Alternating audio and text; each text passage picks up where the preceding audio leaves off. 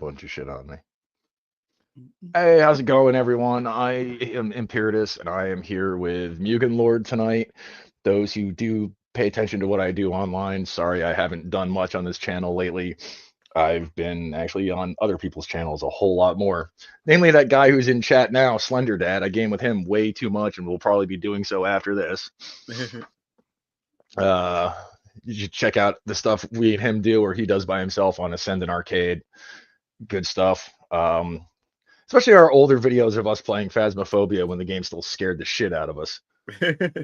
We got real used to that real quick. But like I said, I'm joined here by Mugen Lord. I've been paying attention to this guy on Twitter for a while. He's always struck me and came across to me as a solid guy. And he's putting out a comic book.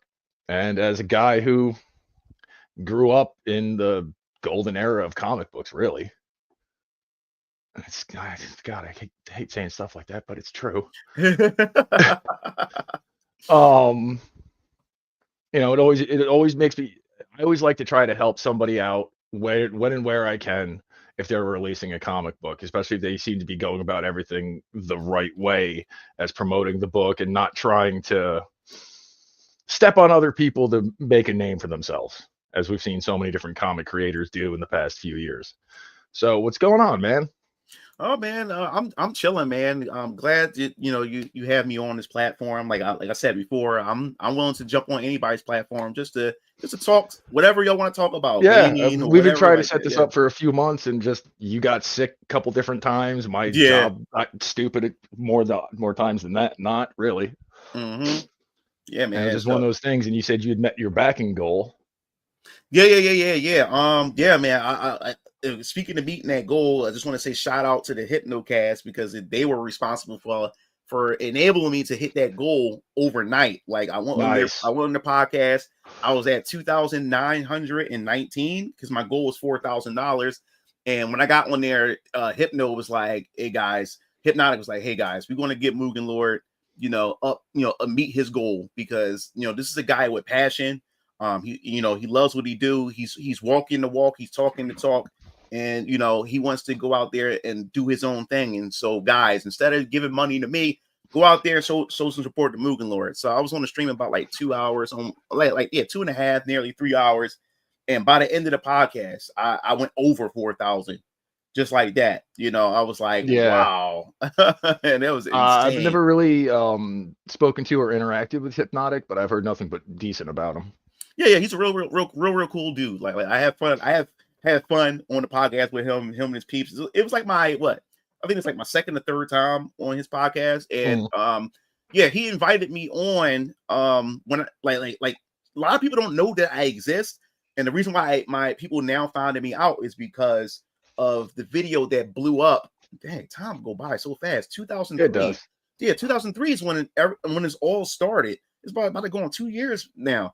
But 2023, you mean? Yeah. I said 2023. My fault. I said 2023. I was like, wait a minute, there was YouTube in 2023? Yeah. I mean 2023. That's what I meant. Yeah, 2023. It's when I made that first video where I talked about how Western developers depict female characters versus how Eastern developers depict female characters. I remember that video actually. Yeah, and that's the video that blew me up, and I got introduced to so many so many content creators, so many people within the YouTube space were now found me out and everything. And Melanie Mack was the one that really blew me up. And that's a name we don't speak on this channel. Yeah, Melanie Mack. Yeah, Melanie Mack was the one that seen the video and shared it on Twitter and everything. And I became like an overnight sensation. And before I knew it, her audience and many other people within the culture war space came in and sort of flooded my channel with subscriptions and views. And then after that, the Baldur's Gate 3 situation happened where it got revealed that you can have sex with a bear and stuff like that. I commented on that, and then somehow Asmund Gold's audience got a whiff of it, sent it to Asmund Gold, and Asmund Gold reacted to my video. Wow. And before you knew it, that video blew up, and all Asmund Gold people came over, an army came over, and then Razor Fist had pretty much acknowledged one of my videos and used my video as a source or whatever like that. And then people sort of flood me from Asmund Gold, then Solid Rev. Man, it was just people coming out left and right. And Hmm. that's how I just end up getting to where I am now. And that, I guess that's how, a lot of you guys, including yourself, was able to get notice of me too, because of my posts Yeah, on I saw Twitter. you pop it up. I don't remember from who, but just Yeah. people quote tweeting you on Twitter, and then I was like, I read what you had said for whatever the topic was. It's like, all right, this is kind of a normal take, and I don't mean that in like an insulting way. It's like, wow, Yeah. common sense and normalcy. All right, let's turn around and see who, what else he's got to say. And I just, okay, I saw a bunch of people that I personally consider friends Mhm. following you. I was like, all right, he's one of us. He can't be that bad. Yeah, man. Ever since then, man, that's when I started getting invited to all these different podcasts and stuff. Here it is. I watched Hypnotic's content, and now Hypnotic is approaching me, asking me, "Hey, man, you want to come on my platform?" I'm like, "Oh, awesome! Like, I didn't know this." I'm like, "All right, cool. I'll get on." And Yeah. then Cassie from the Cult Cage, Yeah. Cult yeah, Cassie Cage. Yeah. yeah. She was the first person that invited me on on a Mm. podcast, and thanks to her, because me being on her platform, it got the eyes of everybody else to notice me. And then her friend Leon from Words of Paradise, he invited me on second, Okay. and then it was Hypnotic, and then my boy LG Lawrence, he had invited me, and after that it went on. Like, I just became contagious to a lot of people and stuff. So I really appreciate that. Hey, Courtney. I hope you're doing better than you have been lately, girl. Miss talking to you. Uh, so yeah, I kind of got the same sort of deal in a different roundabout way. Right. I'm on a show every Monday. Good friend of mine, that 70s rock fan. We talk movies Mhm. and music and all kinds of stuff. But thanks to him, I've gotten to be on streams with a bunch of people that I probably never ever would have. Razor's been on a couple times. I got the chance to talk to Nerdrotic, Mhm. Oh, all thanks to nice, being on nice, that podcast. So it's one of those nice. things like, yeah, I kind of understand, where you're coming from. I've had a chance to talk to some really interesting and really cool people thanks to that show. Mhm. Wow. Yeah, that's how it works. That's how it goes, man. Hmm. That's definitely how it goes, man. And I'm looking forward to get on. And I don't care how many subscribers a person has. Like, if you wanted me to come onto the You want to platform, come I hang don't out and mind. chill and I, talk? Why not? yeah, Right? yeah. You I do got the not. time. I do not care, because I mean, like, as I said before, man, like, I try to reach out to other people who are like a lot bigger than me. And of course, I don't get no responses from them Yep. Been and there. stuff like how that works and stuff. But I don't care. I reach up, I reach down. It doesn't matter to Hmm. me and stuff. And Somebody because asked me when Mhm. I started doing stuff a couple years ago, it's like, you have these people not say anything back, but you keep asking people and stuff like that. Why? I'm like, why not? I'm in no worse of a position with them saying no as if I didn't ask. Yeah. Because and then also too, with my audience too, a lot of my audience be like, "Yo, like, Mugen Lord, you got to get on such and such podcast." I said, "Well, it doesn't work that way. Like, Yeah. it doesn't work that way." I said, "If anything, if y'all want to see me on these different types of podcasts, then y'all got to make noise, because y'all my audience. If my audience go over there and say, 'Yo, you got to get Mugen Lord on you got to get him on your show, got to get him on your show,' then, like Yeah, I because said, if you go and do it, it comes across as self-serving. yeah, exactly. And plus, like I said, it's at the end of the day, it's about how can I, like, people want to be able. People don't just do. Some people, a lot of people don't just do things out of the kindness of their heart. People want to benefit in some shape or form. So if this Oh person, yeah, I agree, and there's nothing wrong with that. It's just a matter of how they yeah, go about yeah, doing how it, they, what yeah, benefit they're exactly. trying to get. Exactly. So if they're going to invite somebody, they got to see, okay, what can I get out of it and stuff. So if you got an audience from this person going to them and stuff, saying like, "Yo, put them on, put them on, put them on," they're going to see that. I'm like, you know what? If their audience demanding this, then hey, this is an audience I can tap into. So I Hmm. understand how the game works, especially when people are much higher than you and stuff like that. Like, they wanted to see, like, how can I benefit from this or whatever like that. So I Well, I kind of under. also my Mhm. way of handling and doing things came from like decades of being involved in the metal scene. Right. It's just I used to run a magazine, fanzine way back in the 90s. People were like, "How did you get these interviews?" I asked, Yeah. and that's all it was. Yeah. It's nothing. It's nothing. It doesn't hurt I mean, to true, in ask. some cases, I sent these bands over, especially over in Europe, I sent them the interview and the return postage. So all they Mhm. had to do was answer and then throw it back in the mailbox. Mm-hmm. Why not? Why wouldn't you do it to get your band some more exposure? Yeah, yeah. That's all you So have to do. Ask. let's Just get ask. into your comic book a bit here. Oh yeah, for sure, for sure. So Uh, first let me post give you my link yes, to the absolutely. I'll give you to the campaign and also my channel no my let me see I'm gonna grab all that stuff for you guys. Yeah, yeah. I should have asked you that for that earlier. It goes to show I how often I really do this when it's on my channel and I'm not just there being the snarky guy in the background on someone else's. not just that like not just that I normally just post that give that stuff in the DMs, and I was so busy today that I forgot to send you that stuff beforehand as well. So let me just grab all this for you, and then we Yep. can get into all that. Let me just get my And link for here you. is the Kickstarter for the project. Yeah, so yeah, man. Venus Orion Comics is a comic book company that I started back in 2020 during the pandemic. Mm-hmm. And where did this idea come from? Well, essentially, the name of my comic book is called it's the first comic book series in this shared universe. There's many other series that's going to be coming out, but VK is the first one that kicks it off, and VK stands Okay. for Varion Keller's Vampire Killers. Now, this idea or this concept pretty much originated back back in 2005 when I went to college back in 2005. I went away to college, and my brother Keo, he was in high school. He was a senior, and he had a friend named Donnie, and his friend Donnie was a photographer. And he was a photography student, so he wanted to snap pictures, of my brothers, his friends, and stuff like that, so he can get his practice. So he's pretty much like his test subjects. So Right. what happened was I would come home during the break, like the fall break and stuff like that, and my brother said, "Yo, let's go around Donnie's house. He got like a little studio set up in his living room. Let's go take some pictures and stuff like that." So I'm like, all right, cool. And because I seen the pictures that my brother Keo had took or whatever like that, and I said, "Oh man, this look pretty awesome." So like, all right, let me give it a try. So I go around there and everything, and we go take some pictures. And I was wearing like this, gothic clothes. I had a replica katana and stuff like that. After we took the pictures, we would go home and I'll show dad or what like that. We'll show dad and everything. And dad was like, "Oh man, these pictures look awesome." He said, "Yo, y'all like urban vampire hunters or whatever."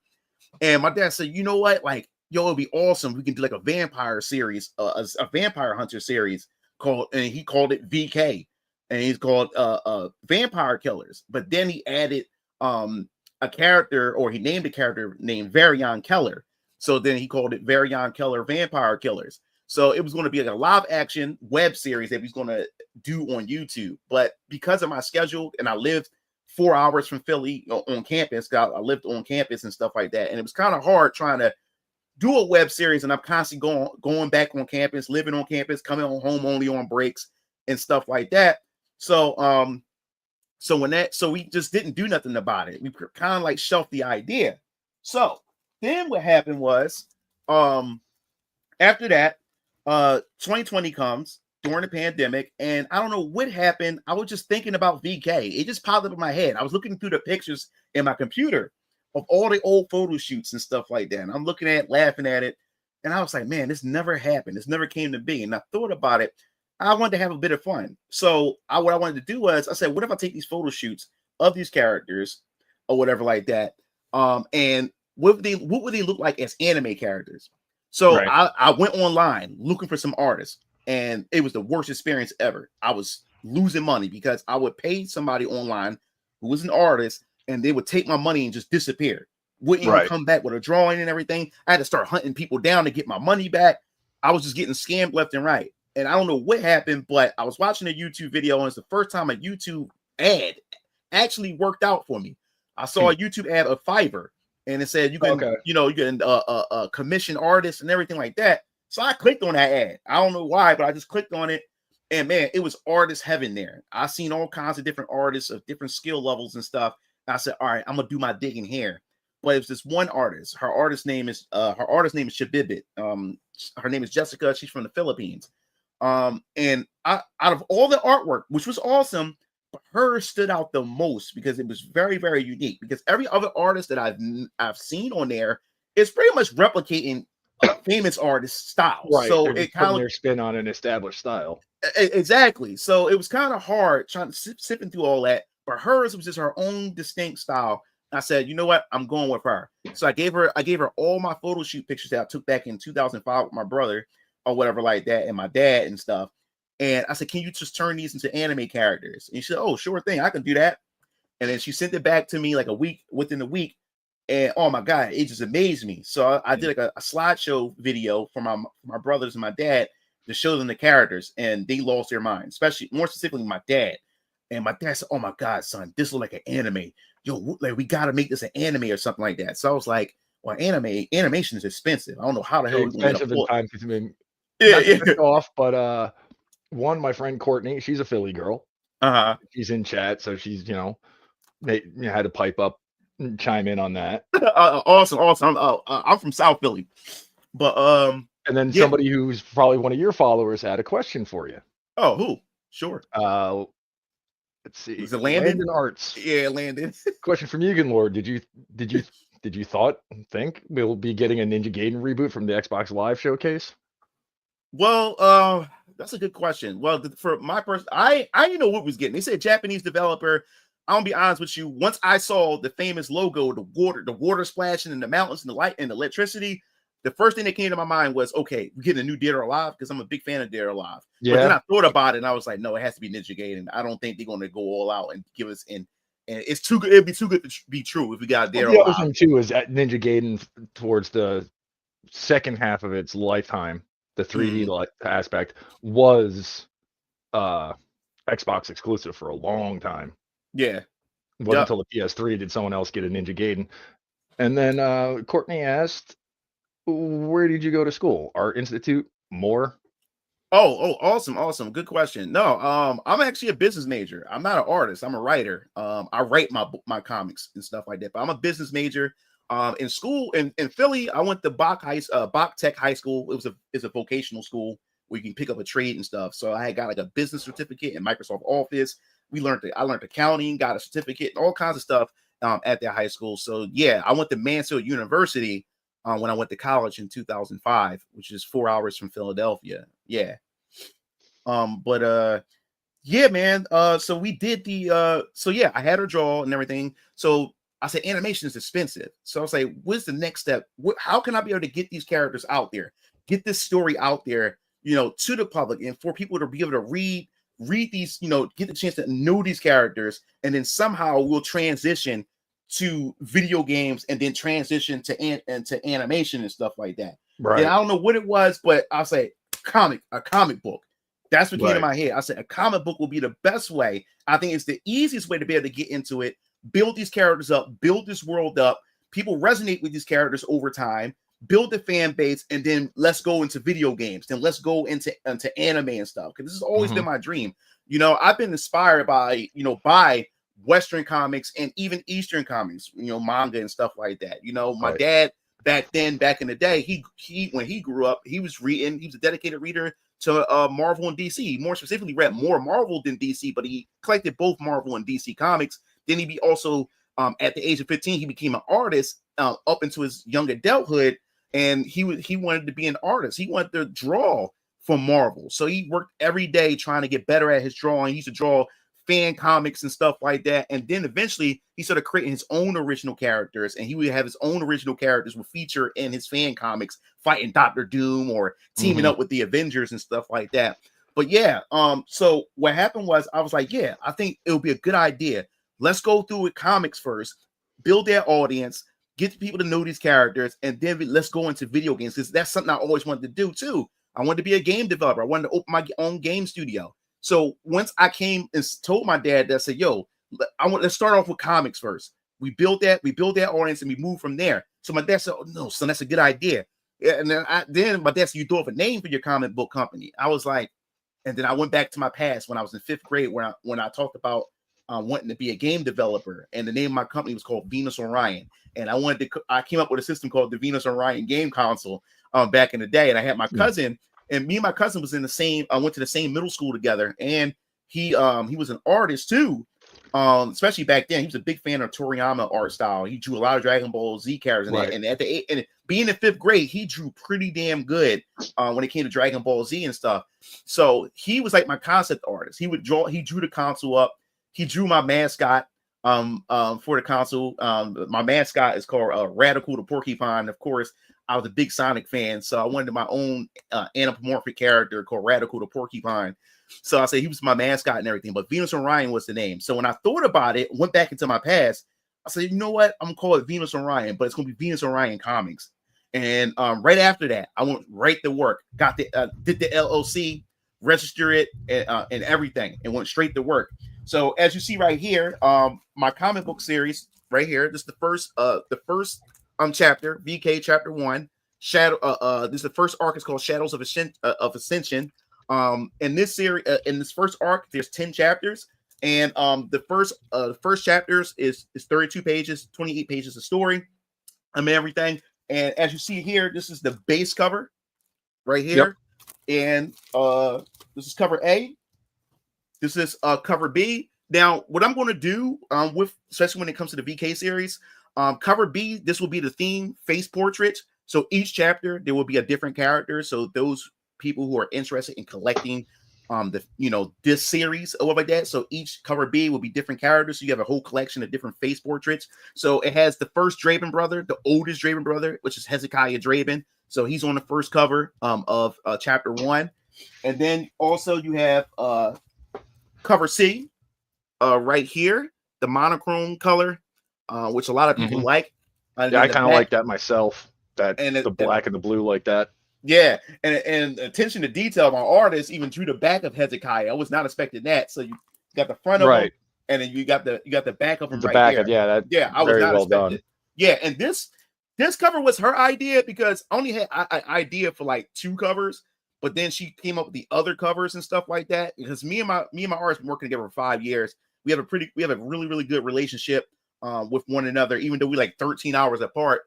We stay communicating with each other, and I trust her as my artist and stuff. So this is an idea that she came up with. And Landon said, what would you call Chibibit's art style? I don't know. This is pretty interesting.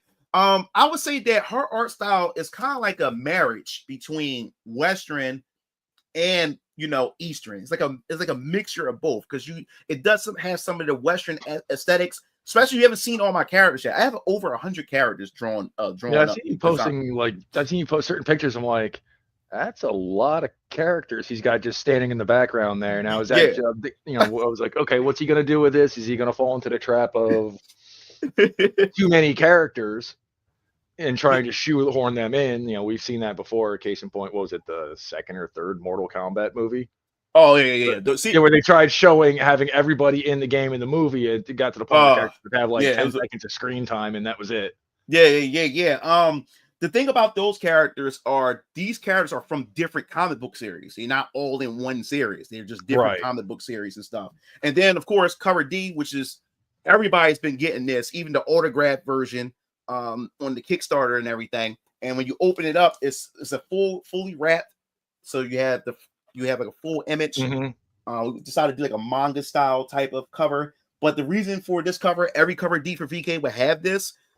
It pretty much tells a story. It has some hints or it foreshadows events that's in the book or future events that follows later, and you better find clues to find out what it is and everything. And as I said before, the first chapter focuses on the first brother of the Draven brothers, which is Hezekiah Draven. He's on a path of revenge because he wanted to revenge his 2 mentors, named Lionel Washington and Rosalie Baxter, these 2 scientists who pretty much woke them up from this coma, and they woke up in a science lab and they don't have their memories. Their memories all jumbled up and trying to piece all that back together.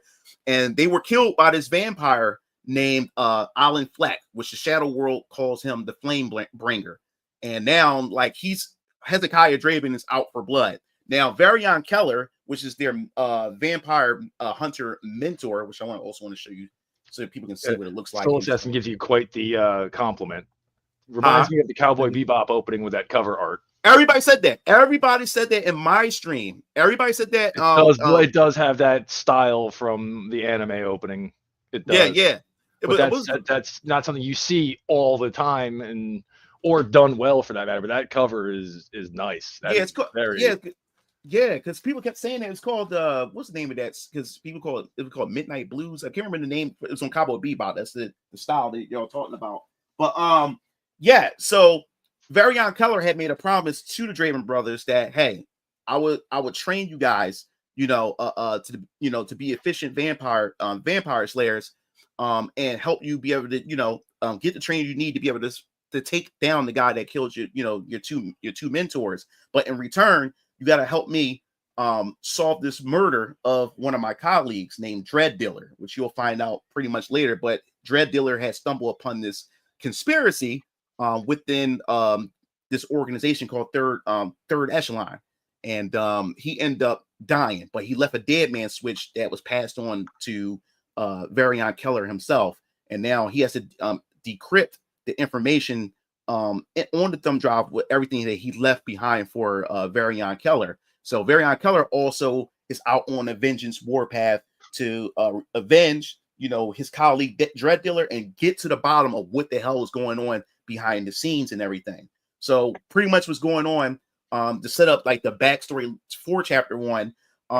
Now Varian's so invested in his mission, he's neglecting the Draven brothers, and especially Hezekiah. He wants to go after Alan Fleck, and now he got impatient, and now he's going to go find answers himself. So one of the other members named Techlock, which is their tech support, their weapon specialist, and network cyber analyst and everything, he decided to tag along with Hezekiah to help him find where they can find Alan Fleck, because Alan Fleck, after he did what he did, he disappeared and no one knows where he at. So he's either in hiding or something is going on.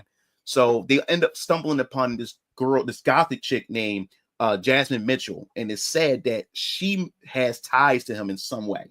So with chapter 1, Hezekiah Draven is on his way to go meet this chick. And what's going to happen when he meets her, you're going to have to find out and see. And based on the decisions and the way he's thinking right now, it's going to have some effects that's going to affect the future chapters in VK and the VK series in general. So I can't wait for readers to actually like tune in, check it out, and everything. But this was something that I've been working on. And when it comes to VK was the only idea that I had. But as I started building the universe, which let me see, I wanted to also share something too. So you guys can have an as someone who played a lot of D&D and other tabletop games, especially running them and being a DM, I can appreciate the world building aspect of things. Oh yeah, man. I think it's the fun part about creating worlds and stuff like that, is the world building aspects and stuff. Dude, I got a timeline for my universe and everything, man. That's the best part about this is the building aspect of all this. So I'm gonna pull this up. That's kind of like with some of the stuff that I'm into. Like I'm a very big Gundam and other overall mecha fan. But at first it's like, oh, giant robots blowing shit up. Cool.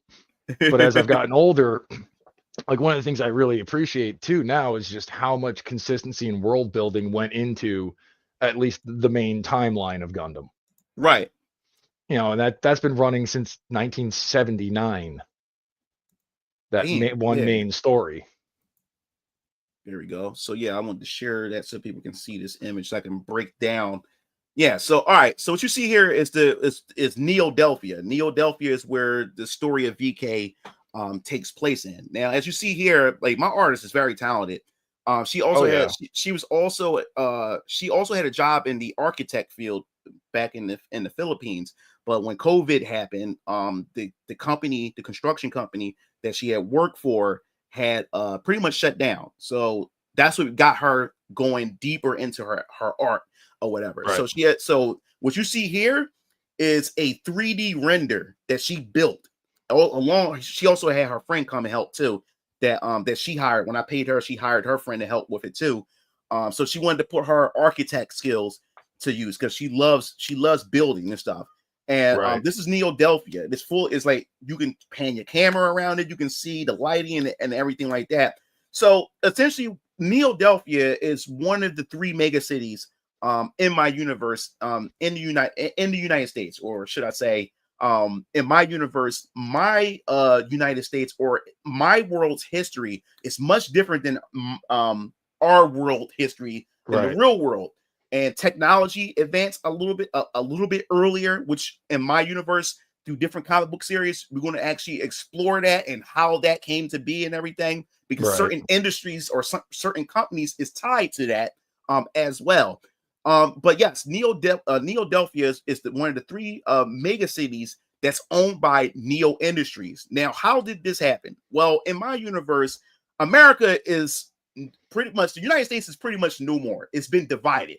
It's been divided between two different factions or two different governments, the Guardian States of America and the Freedom States of America. These are the two factions because there was a civil war that took place 200 years ago. Now, my stories kicks off in 2024, but 200 years ago, there was a civil war that took place where citizens were pretty much willingly, or some of the citizens or some of the population was willingly able to give up or wanted to give up their civil liberties for protection. Protection from what, though? Well, you have to find out when the different series that I'm going to have that's going to break this stuff down. But this caused a lot of infighting because of the measures that the government was using. And it pretty much caused a divide. So now you have citizens and you have the government split up, and they're fighting over this thing called the Guardian Protocol system, which is a highly surveillance type of government that they want to enforce on everybody. So once this fight takes place or like that, you have everybody in different states fighting one another, but you have these three battleground cities that a lot of, I guess you would say, casualties happen in these cities, which was Philadelphia, New York City, and San Francisco. Now, what happened is after the war had ended, the Guardian faction had won these cities. So that's why now Neo-Delphia is considered a Guardian city, which is part of a Guardian state. And then you have Neo York City and you have Neo San Fran. So after Philadelphia was pretty much destroyed, really, really destroyed, really, really bad, what happened was the Guardian state government came in and they needed to have it rebuilt. But because of the economics, the finances and stuff, they was really, really struggling. So Neo Industries seen this as an opportunity to come in and say, hey, we would like to rebuild the city or whatever like that. And pretty much they would have ownership over the city. Now, the Guardian state government pretty much told them, like, sure, but here under certain conditions. And one of the conditions was they had to pre-build the Guardian system or the Guardian protocol into the city itself. So every citizen in Neo-Delphia has either a Guardian watch or a Guardian system app, which is pretty much, I guess you would say, like a citizen score type of thing, where you have a Guardian score, and based on certain things that you do in your city, it increases your score or decreases your score. Once you hit below a certain score, you have to get rehabilitated and stuff like that, and you lose access to certain parts of the city. So you have to abide by a curfew when you have a certain score number and stuff. So it's all kinds of stuff, and these people were content with this because of this certain protection that they promised to provide, which I said before, can't spoil what they're trying to protect them from. So what happened was you have people within Neo-Delphia or Old Philadelphia who were on the freedom side, but the freedom side had lost the city to the Guardian side. But the family members and the people of the freedom side did not want to move out of the city. They want to stay there. They didn't want to move out. So what happened was the Guardian state government didn't have the resources or finances to force these people out and whatever like that. So they said to Neo Industries, you know what? If you want to build Neo-Delphia or whatever, one, you can't provide aid to these people. And if you want to, you have to build over top of these people. So Neo-Delphia is built over top of Old Philadelphia. Old Philadelphia is known as the underbelly. So it's like a whole different type of like way of life underneath Philadelphia. Now it's 200 years later. So a lot of people don't know much about the Old Philadelphia and things like that, which VK will explore Old Philadelphia. But that's what pretty much happened in with the creation of Neo-Delphia. Now, Neo San Fran is a whole nother story. Neo San Fran is one of the newer Neo cities, but that city has got taken over by this rebel group called the Rubicon Alliance, which is a group of youth who wanted to take back and fight against the Guardian system, because now they're realizing that, the Guardian system really doesn't work. It's not really helping us. And yet we gave our freedoms to this system, and this young generation started getting hold of what America used to be. and the freedoms that it had, and now they want that system. They want to relive the old America. So now they took over. The Rubicon Alliance overthrew the Guardian system in Neo San Fran, which one of my comic book series called the Omni Protocol, which I'll show you my phase 1 map in a second, is going to explore that narrative as well. But yes, this is the narrative. This is pretty much the backstory to Neo-Delphia, and you'll get a chance through VK and many other aspects of my of my universe. You get a chance to see how the citizens behave, and you will find out how even vampires also maneuver in within this city as well, and also vampire hunters and everything. But this was an idea that I came up with for Neo-Delphia. And then when Neo Industries, I came up with Neo Industries, and when I developed Neo Industries, I ended up coming up with all kinds of stuff, because Neo Industries is one of my big tech corporations, and they developed this technology called Cyber Edge technology, which is pretty much a exoskeleton suit used for military and warfare and stuff. But I'll get into that in a much later date. But I came up with a character called Neo Suit Johnny, which is he's the grandson of his name is Jonathan Neo, and he's the grandson of Harold Neo, the one that owns Neo Industries and everything. And when I came up with that character, I said, man, this doesn't fit VK, because VK is more of that dark supernatural tone. And now I got a kid who's 15 years old and an exoskeleton suit and everything, fighting other people in exoskeleton suits. How the hell does that fit? And I thought about it. I was like, well, if Marvel got X-Men, Spider-Man, Hulk, and stuff like that, why can't I do the same thing with my universe?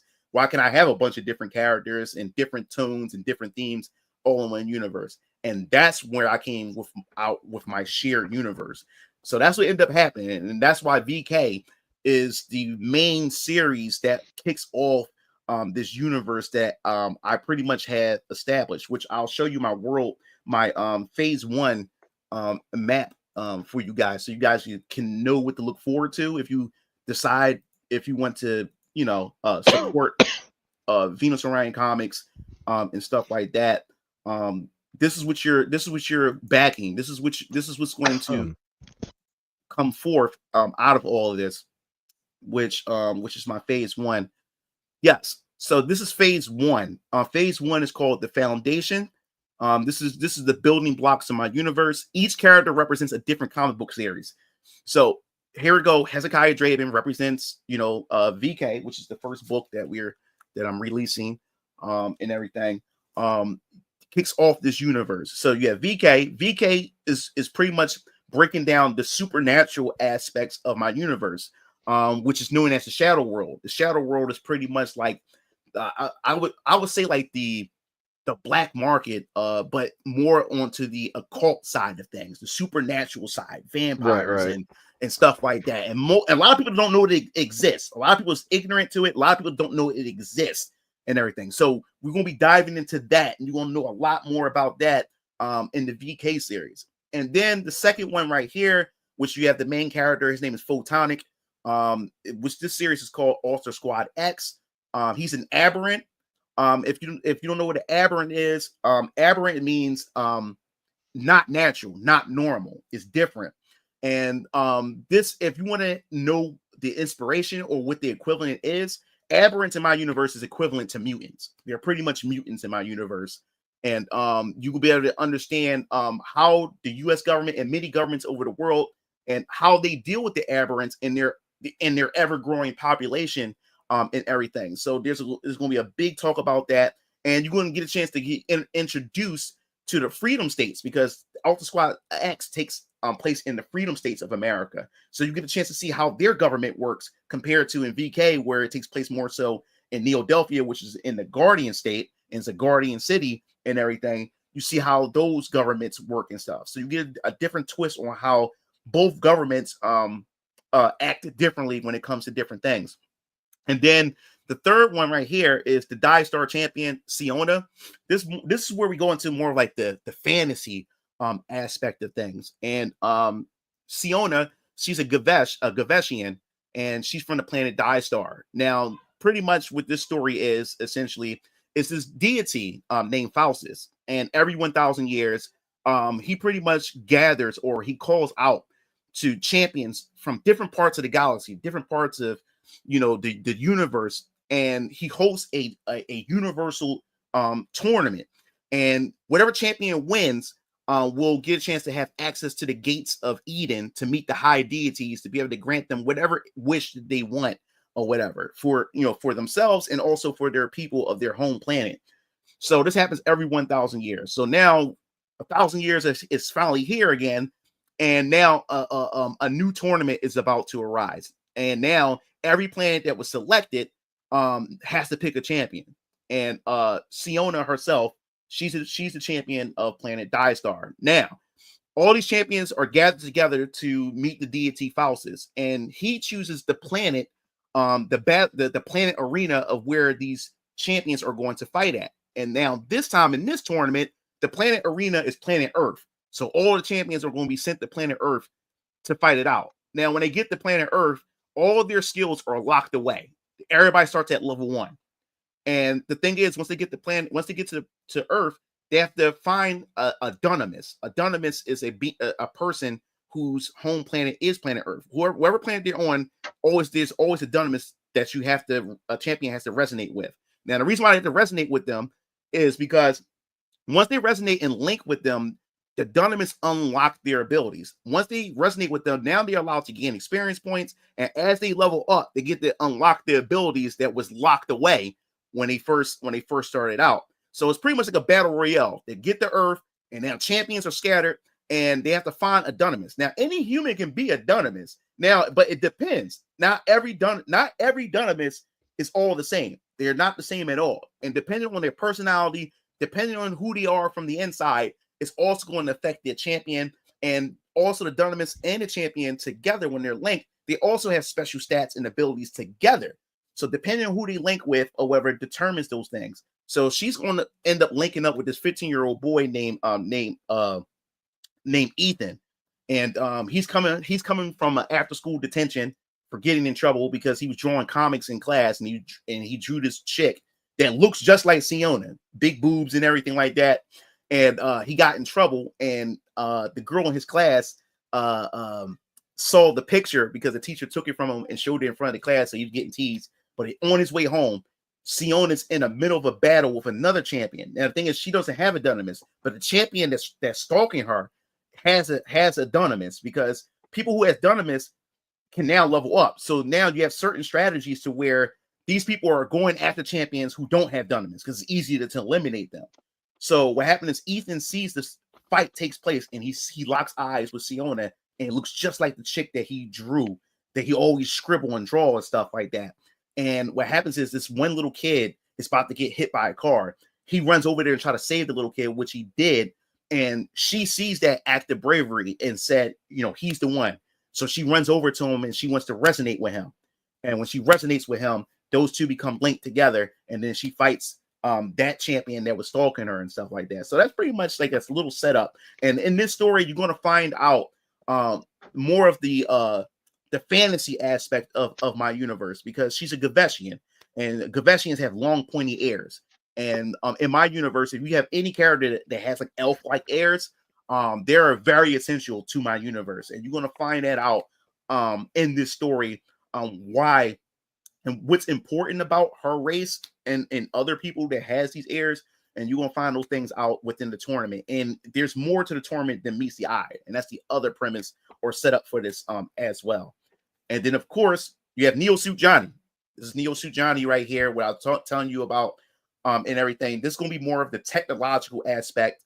And also, when it comes to cyber edge technology, the ethical parts behind it. Especially because Neo Suit Johnny is wearing a much more powerful suit that only he can wear. Because when it comes to cyber edge technology, the suit responds to the person's neural link or whatever. So it's man and technology coming together or whatever. Now you have this thing called a Psylink, which is a neural band that you wear on your head.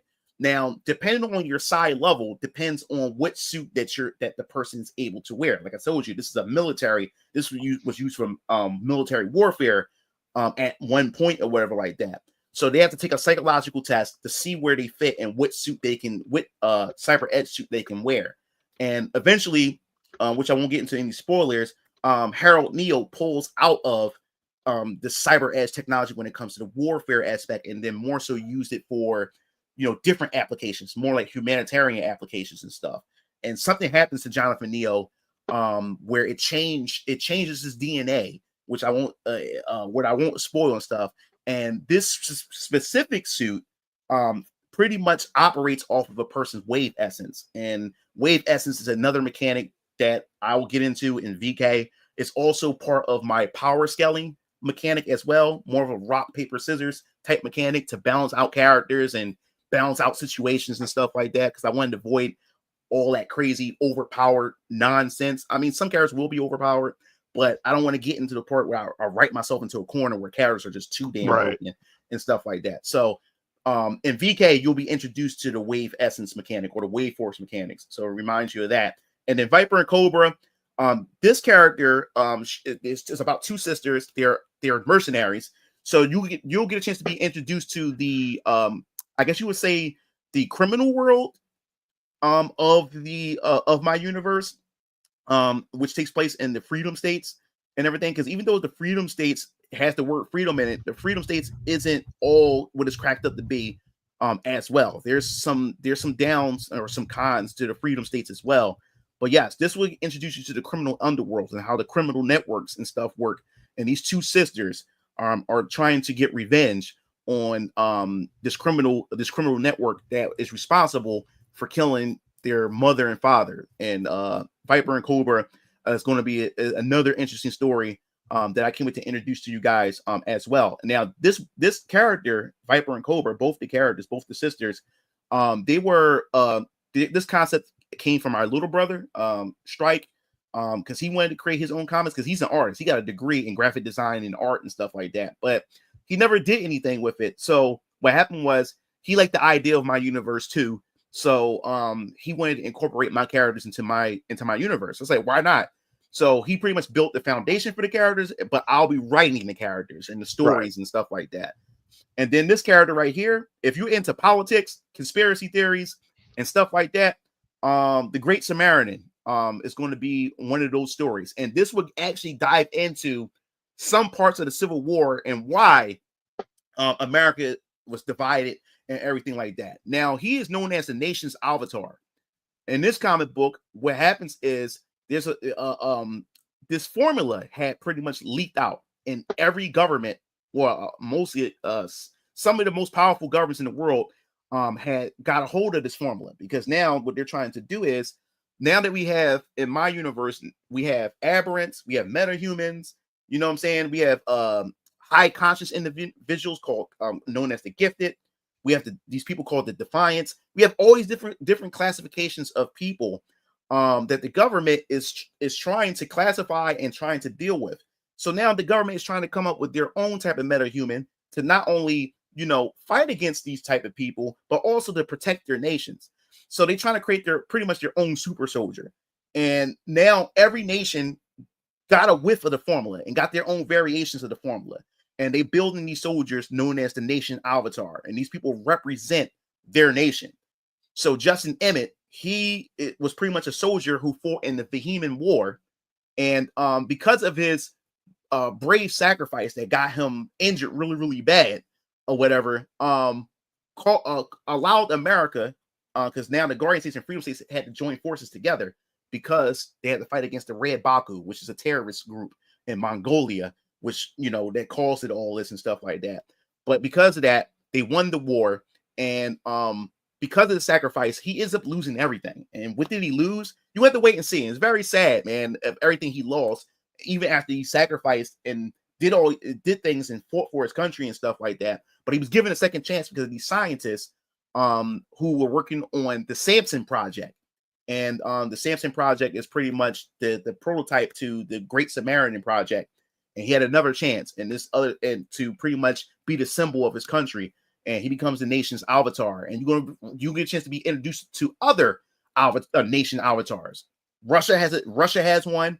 Israel has one. Pakistan has one. China has one. Japan has one. So you're going to get a chance to meet these different nation avatars. And they all have their own unique abilities and their abilities is based on who they are as a person, their personality and stuff like that. So there's going to be a lot of talks of, you know, domestic and international terrorism and stuff like that. And there's going to be questions like, should the power, you know, of a nation be held by one individual and stuff like that? There's going to be a lot of questions to this. And Justin Emmett has a big responsibility as well. And he's also going to start questioning himself about this responsibility and this power that he has as a nation's avatar. So that's pretty much, you know, the gist of this series.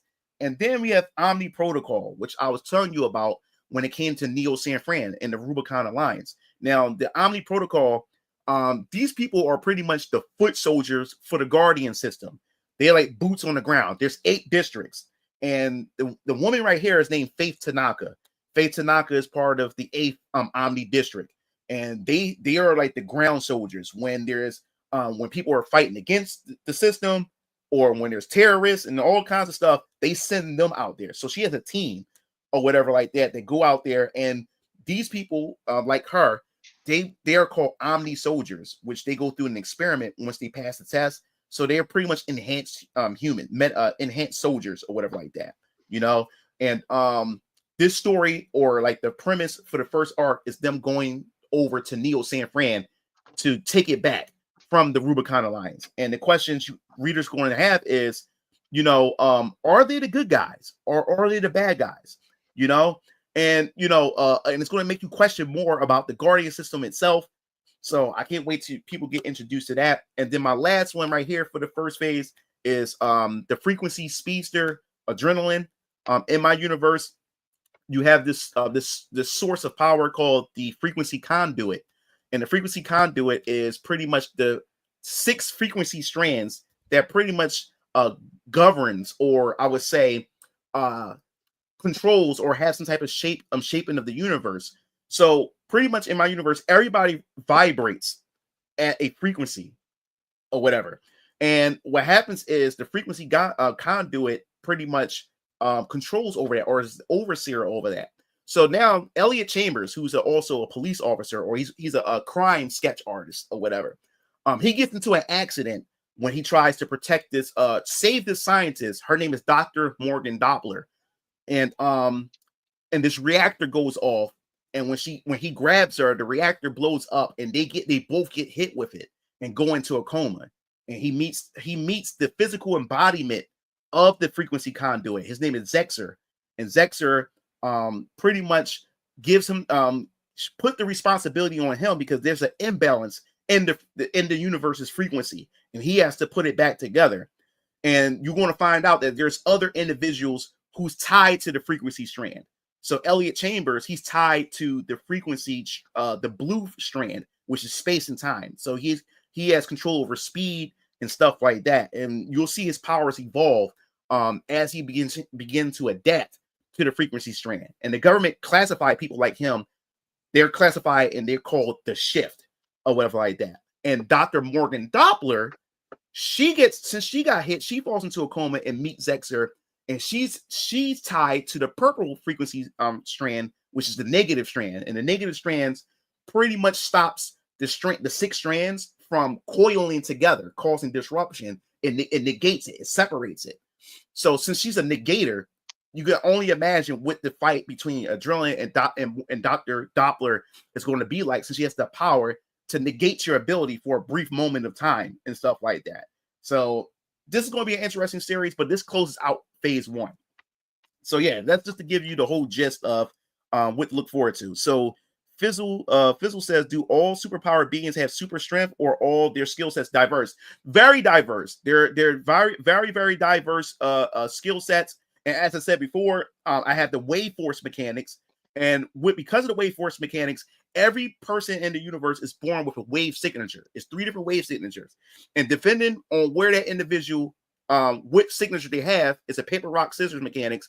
It also gives them an edge in battle, not a super edge, because it still boils down to a skilled individual. If a person knows how to utilize their abilities much better, so this person may be powerful against this character, but this character will get their ass beat by this character, who is pretty much can be seen as a scrub character, but because this character has a specific wave signature and also some unique abilities, it can also give them a certain type of edge, but it's not the end all be all or whatever. So yes, there's diverse powers, there's diverse skill sets, and also in my universe, you have these people called high conscious individuals. High conscious individuals are people who can tap into their wave essence. Their wave essence is pretty much their soul consciousness. Now, every individual on Earth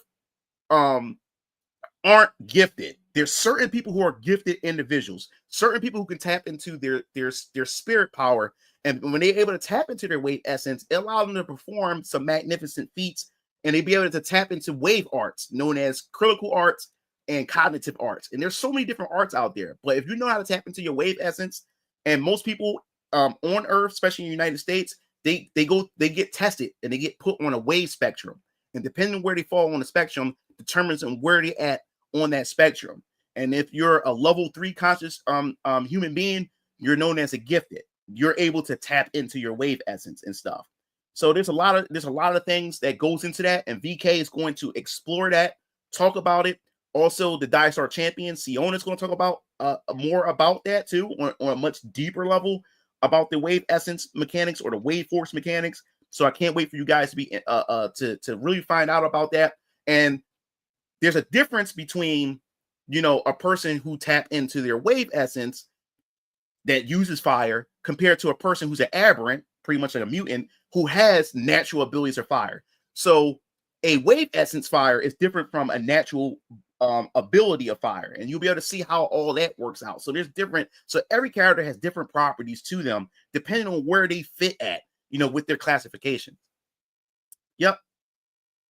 You have definitely put a whole lot of time into this lore. Oh yeah, 5 years, bro.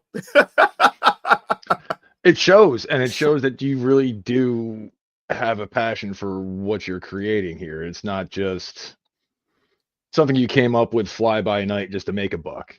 Yeah, dude, I'm serious about this, bro. I eat for sure. I eat and sleep this because this was my dream. I always dreamed of this. I just didn't know how I was going to enter in this space.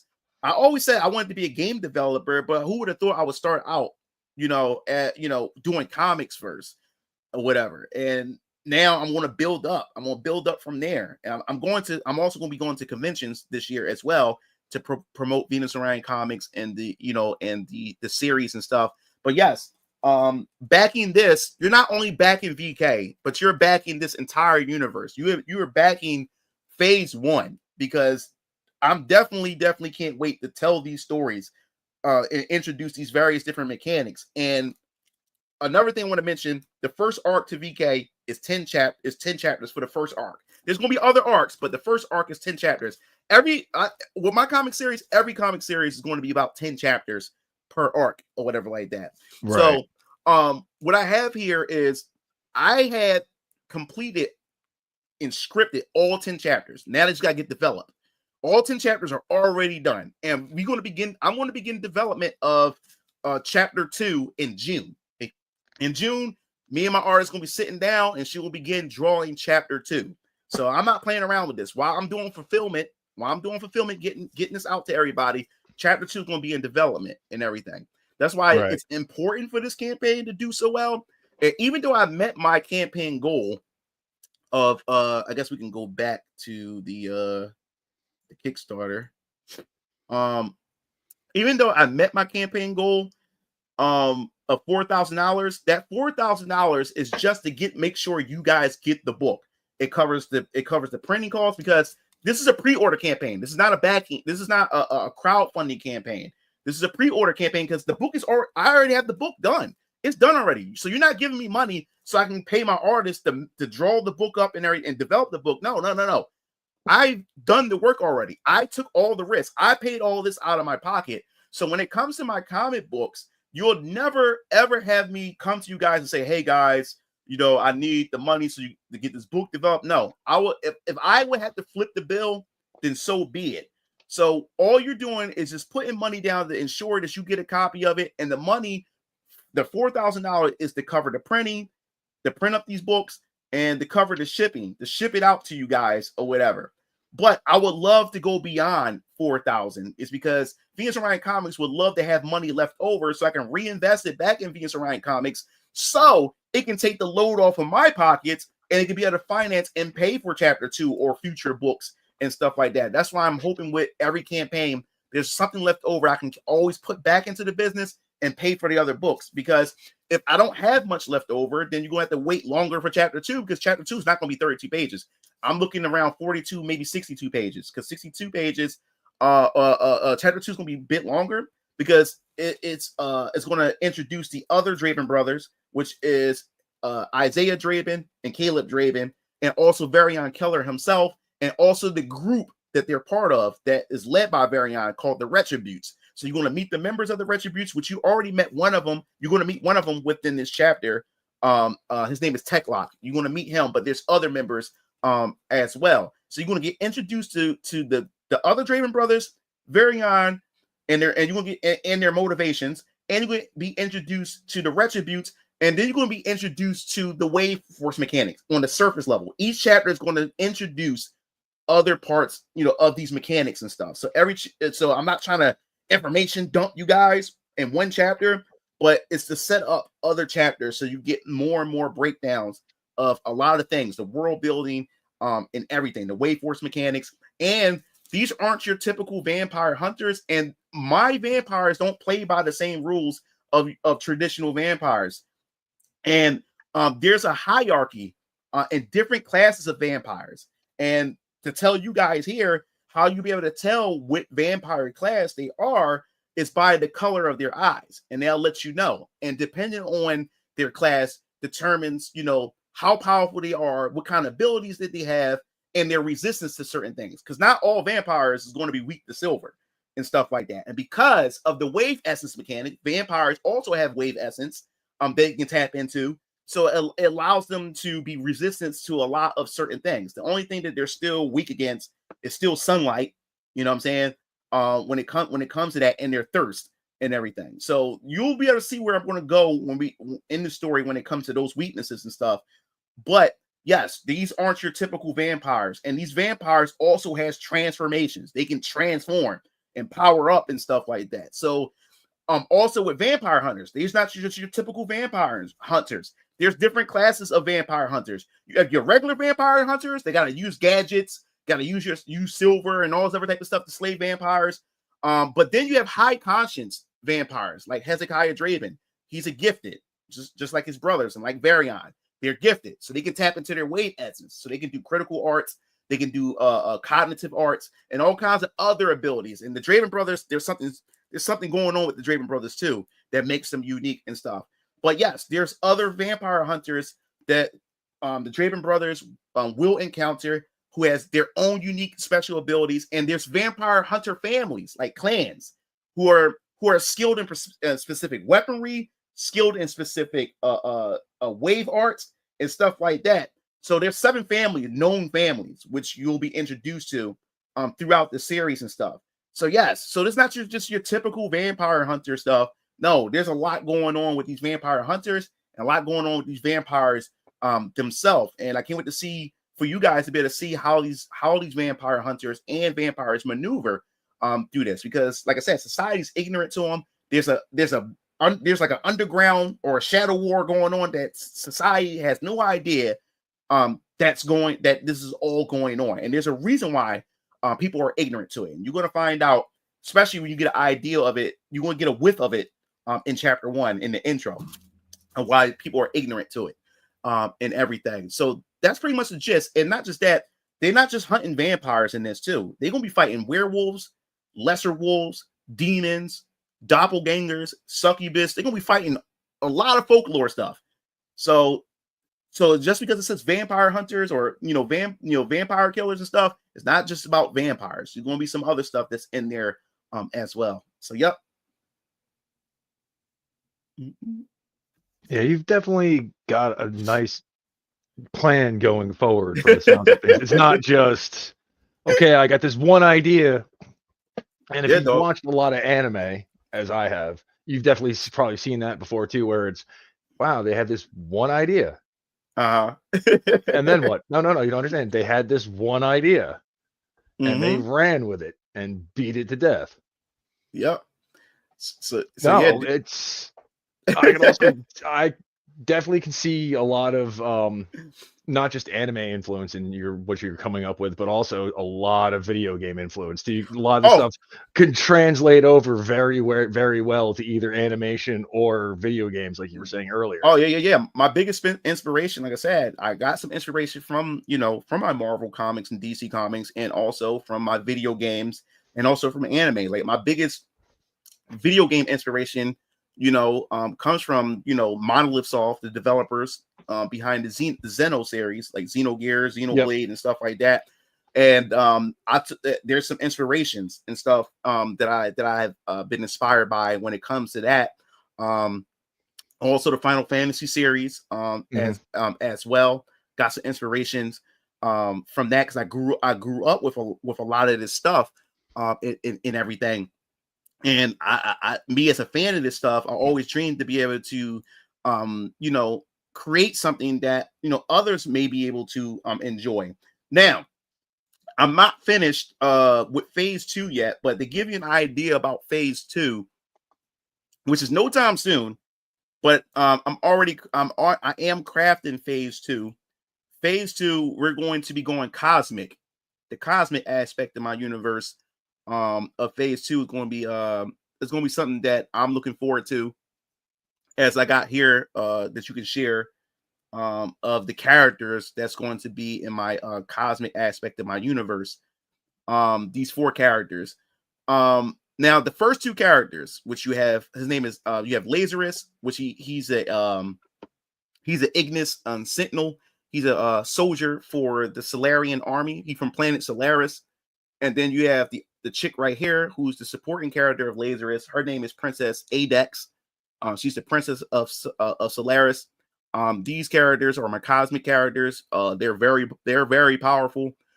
His series, which is Lazarus, Protector of the Outer Realm, that's going to be part of phase 2. He's going to be like the first comic series to kick off phase 2. And you're going to find out how he ended up on planet Earth along with Princess Adex herself, which I can't wait to get to that aspect. But yes, these characters are definitely essential. You'll be able to get to understand worlds outside of planet Earth and everything. And since they land on planet Earth, the government classified people like them as outworlders. That's anybody that wasn't born from Earth, that come from either a different dimension or from a different planet or solar system or like that, and they make their way to Earth and make Earth their home. So they're classified as outworlders and stuff.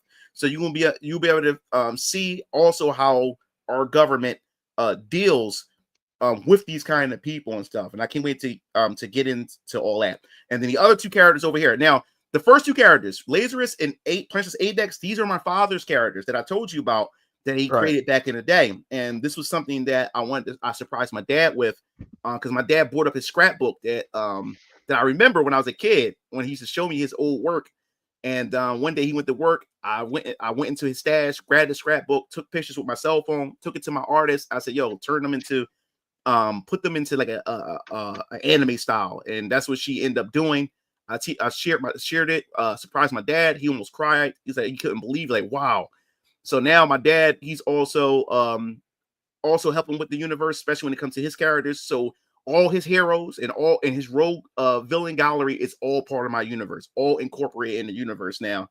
And every day while I'm dropping my daughter off at her private school, and my dad is at work, we always on the phone while I'm driving home and while he's at work, talking about building the solar system and building the different aspects of my universe with his characters and stuff, because his character is going to be the main thing about with the outside in the cosmic area. Now these other 2 characters right here is my characters. What you see here is Adam Bryce. That's his Earth name. He's a Valorian. Valorians are rivals to the Solarians. If to give you an idea of how a Valorian is, or a connection, or you can relate them to, think of Kryptonians. He's like my Superman or my Superboy or whatever like that. The Valorians, they're extremely powerful. Now, they're powerful for a certain reason. I can't wait till you guys find out how Solarians and Valorians and how they're powered up and what powers them up and stuff like that. But what makes the Solarians even different from the Valorians different from Solarians, the Valorians got a battle cry. Their battle cry is when they yell, kind of like how on Dragon Ball Z, when they yell and charge up, that's what gives them power too, when they yell. And there's different levels to their battle cry that gives them certain buffs and stuff like that as well. And also they can tap into their wave essence, so he's not just your typical Superman where he just got super strength and all that type of stuff. Because he has a wave essence, he can use wave arts and unique wave arts that's unique to him that makes him pretty powerful. But because he's been on Earth, he's not as powerful as your traditional Valorian. And now the reason how he landed up on Earth, there was an invasion on planet Valoris, and I can't spoil what this invasion was, but the royal family had to get their the father, the king of the Valorians, and the queen had to get their children off the planet because of this invasion. So the royal family have a safe and secure colony, or like a planet where the royal family go in case of emergencies or something bad happens. They can be able to continue their population or continue their rule or whatever like that. So the king and the queen had sent their children off. So Adam Bryce was only like a newborn, and his older brother and older sister had to leave the planet with him. And as they're trying to escape, they had pretty much got separated or whatever. And he ends up getting teleported through a wormhole, and ends up in our solar system and lands on Earth. And the Bryce family ends up taking care of him and keeping him in hiding from the government, because the government is looking for these outworlders and trying to register them, experiment on them, and all kinds of things. But an incident's going to come up, in his, when he's 18, where he ain't going to have no choice but to use his powers to save people and everything. And that's what's going to put him on the government's radar and stuff like that. And we'll be able to explore that, how the world, or how America is going to deal with somebody like Adam Bryce, the Valorian. And then right here you have Julie Patterson. That's her Earth name. Her name is Mighty Girl. Now, Mighty Girl, she lives on a planet that sits in between the Solarians and the Valorians. And like I said before, the Solarians and Valorians always have a skirmish. They're rivals. They always go to war. They always bicker with each other. And this right here, her people is sandwiched in between this war, and they became casualties of this. And at some point, her people was colonized by the Valorians. Now, their people have this special ability called Might, which I won't spoil what Might does, because it's a whole lot of applications that she could use Might for. But the outfit that she wears is a cross between Valorian culture and her people's culture, because of colonization and stuff like that. But she happens to land on Earth because something happened to her planet, and at the age of 5, she ends up leaving, getting away on her planet and land on planet Earth, and she gets raised by the Patterson family as well. And then a certain incident happens with her where the government ends up finding her, but they did something different with Julie. When they approached the family, they said they're coming up with a new project or a new program called a Divergent Alliance, where they're trying to collect, various different classifications of people, and and they work for the government to help them fight against, other metahumans and stuff like that. And they asked the Patterson family, if you allow us to take your daughter, we'll train her up, learn how to harness her powers and all this other type of stuff. And she's going to be put on a team called the Divergent Alliance and stuff. And they promise the family that, hey, you'll be able to visit your daughter, and we'll give you guys protection if you hand your daughter to us. We don't want to take her by force, but we want to have your daughter to be part of this program. So Julie Patterson, at the age of 15, and up until now, she's like 18 years old now, but they took her when she was 15, and she's been trained up, and now she's part of the Divergent Alliance. And I can't wait when you read the Valorian, because she's a supporting character in the Valorian comic book. When she meets the Valorian, when he's out saving people, the Divergent Alliance happened to show up at the same time as the Valorian. And as the Divergent Alliance is saving people or whatever like that, the Valorian is holding up a building trying to get people out. And Julie Patterson locks eyes on Adam Bryce. And when they lock eyes, he notices her, and he just notices how beautiful she is. And he's like, wow, and he's wondering why she's staring at him. She's staring at him because she's getting PTSD because on her planet she remembered the invasion of the Valorians, and that outfit she's wearing is a Valorian outfit. So she's wondering how the fuck is a Valorian on Earth? How did he find me? How did a Valorian find out that I'm here? So she get PTSD and she flies towards him, and he's wondering, oh, she's coming towards me. I wonder what she want. And she punches the shit out of him, punches him through a building or whatever like that. And now the Divergent Alliance is looking like, yo, what the hell's going on with Mighty Girl? Like, what's going on? And now, Adam Bryce, the Valorian, is like, why is she attacking me? And now he's trying to not fight her, but she's fighting him and stuff. So it's going to be a lot to this between those two. It's going to be pretty interesting, man. But yeah, man, this is like the start of my phase 2, which is the whole cosmic characters and stuff like that. So yeah. Yep. Yeah, it's you get one thing I will say, having been a comic book fan, manga fan, anime fan, you got to be careful when you lean into the cosmic stuff. You can go overboard with it, and it's just like, what is going on? Okay. Why I didn't read it, pick up a comic book for high-end quantum physics. Oh yeah. I guess it won't be like super sci-fi, but you'll see how I handle it and how I approach it. It's going to be digestible, and everything. Especially, I can't wait to see planets Solaris, their technology, their religion, and and their whole entire belief system, and also with the Valorians as well. I can't wait to the readers get a chance to be introduced to that. But yes, I definitely know, because cosmic can get weird. Like, I was never really a fan of a lot of the cosmic stuff. Like, neither. Silver Surfer's a cool concept or a cool idea, but his comic series could never get into it. Even the cartoon of Silver Surfer could never get into it.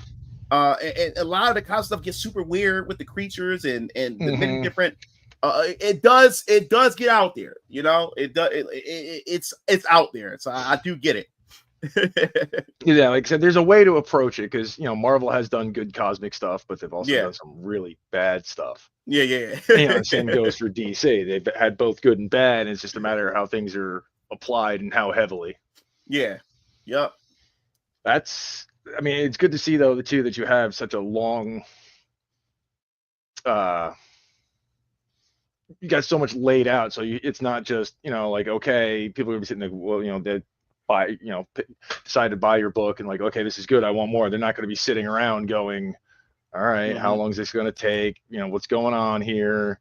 You've got stuff already laid out for so far. Yeah, man. Like, I wish I was rich, man, because if I was rich, I would have had at least 3 chapters done, or I would have had chapter 1 of 3 different books done, and then scheduled them, If I had the money like that, you know what I'm saying? And the reason why chapter 1 is 32, because that's what my pockets was able to dictate at that time. You know what I'm saying? Because every month it was a struggle. It was a struggle between certain things that I had to get done each month.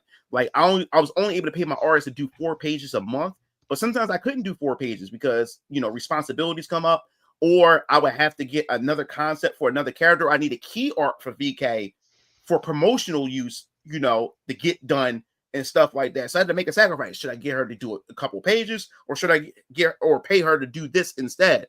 So that's what took a long time for this book to happen and everything. But the good thing about it is I had so much key art, so much promotional stuff done. Now I can just focus more on books, more on comic pages this time around to try to get these books out. So that's why I'm hoping, man, if this campaign at least do really, really well, even though I met my goal, if it goes far beyond that, because I still got 21 days or 20 days left or whatever like that, anything can happen or whatever. If it does really, really well, then instead of me doing 4 pages a month, I can pay her to do maybe 10 or 11 pages a month. You know what I'm saying? Like, I can that would speed the time up even more. And I would never announce a release date or anything until the book is in my damn hands. Once the book is in my hands, that's when I'll announce that, hey, this is when this pre-order is going to happen, this, that, and the third. And the goal is to hire multiple artists over time, so they'll be an artist for that series. I'm not doing it. One thing I couldn't really get over time with Marvel and DC is that you have so many different artists doing the same type of like characters. Like, you got different versions of Batman, It's never consistent, like the artwork, the style, and stuff like that. So I'm gonna have different artists working on. They're going to be in charge of that series. They're going to be the artists of that series. So the artwork is always consistent and stuff for that series and everything, and everything. So it have an identity. Each series will have its own identity, and people will have their like, oh, I love this artist. I follow this artist's work, and this, that, and the third, and everything. But that's the goal. The goal is, man, this is, like I said before, once the book is in my hand, then I'll announce that, hey, I got chapter 2, or I got this comic series. It's done. Here's the announcement of when we're gonna be starting this campaign and stuff like that. So if anybody asks you, hey, when it's coming out, if I don't have it in my hand, I can't tell you anything because it's not in my hand. It's not done. So that's how I'm approaching this. So from Soul Assassin says, are you going to go into novels as well as comics? That is a good question. Who knows what the future may bring? Nothing is off the table. Nothing is off the table. I also want to do what they call it, motion comics, a motion comic of my stuff, as well, of my work and everything. Also too, people were asking, man, will you ever do like a manga format at some point? And in the near future, yeah, I would do volumes in the volume format and do it in like a manga, from right to left in black and white and stuff like that. So yeah, at some point I will do that for VK and many of my other series in the near future. So nothing's off the table. If the demand is there and if the fans want it, then why not? Hell yeah, like why not? And everything.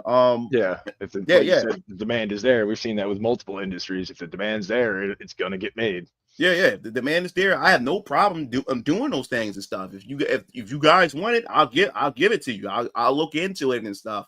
But yeah, after all 10 chapters are done, then I'm gonna do a volume 1 that has all 10 of the chapters in one volume, and there will be a hardback copy of it as well too. When it comes to that, and it will have some new content in it too, to make it like worth it. Like, okay, it's not just a volume 1 with all the chapters, but it's also going to have some new stuff in it too, to add in there as well. So that's the plan for that. That's exactly what I want to do with that. He said, Landon said, will you have trading cards for your comic book universe? Well, the plan was I wanted to do trading cards for this campaign, but it just wasn't reasonable for the amount of time that I had to get it done.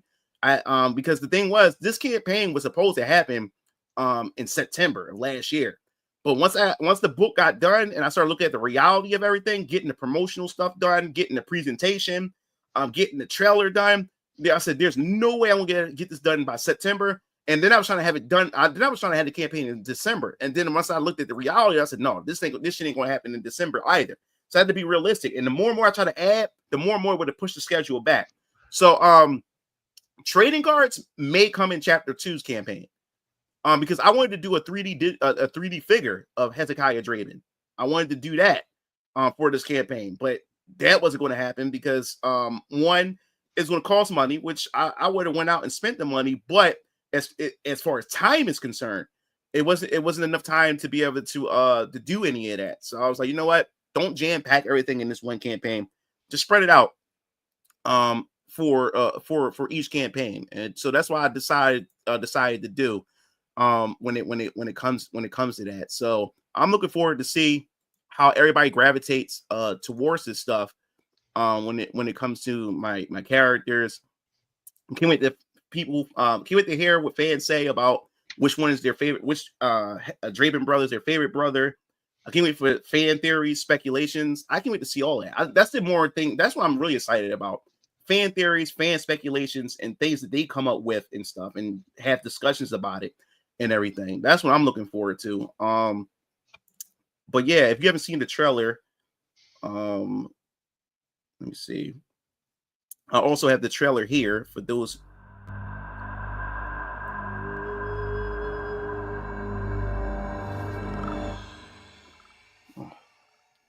Hey, Wrath. I was able to pinpoint Jasmine Mitchell's location. Remember the pain, and remember the suffering. What do you mean they're coming after me? I don't get it. How did they find out? Everyone around you will pay the ultimate price. apartment. Jasmine, get the hell out of there right now. What are you?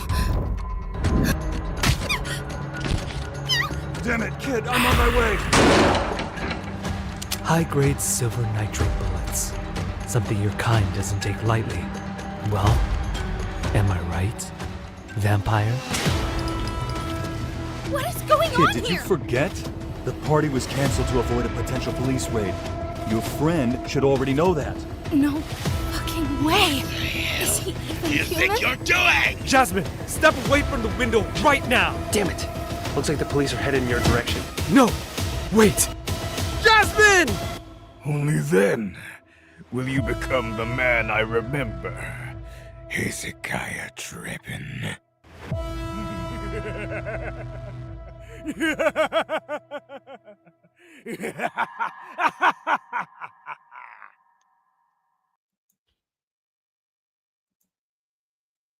Yep. Oh man, oh man, the putting together that video, man, was my artist did this. We did two different trailers. I did my version, then this is her version of it. Her version to me is the most effective, but it was a pain in the ass trying to get all that together because I can imagine. Because what happened was the pain in the ass part was the getting voice actors.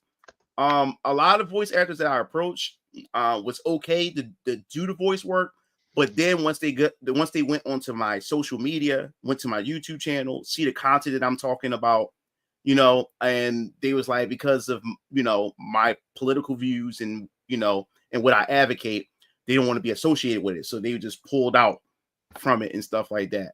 So it was like I had a hard time because I had to get this teaser trailer up by December.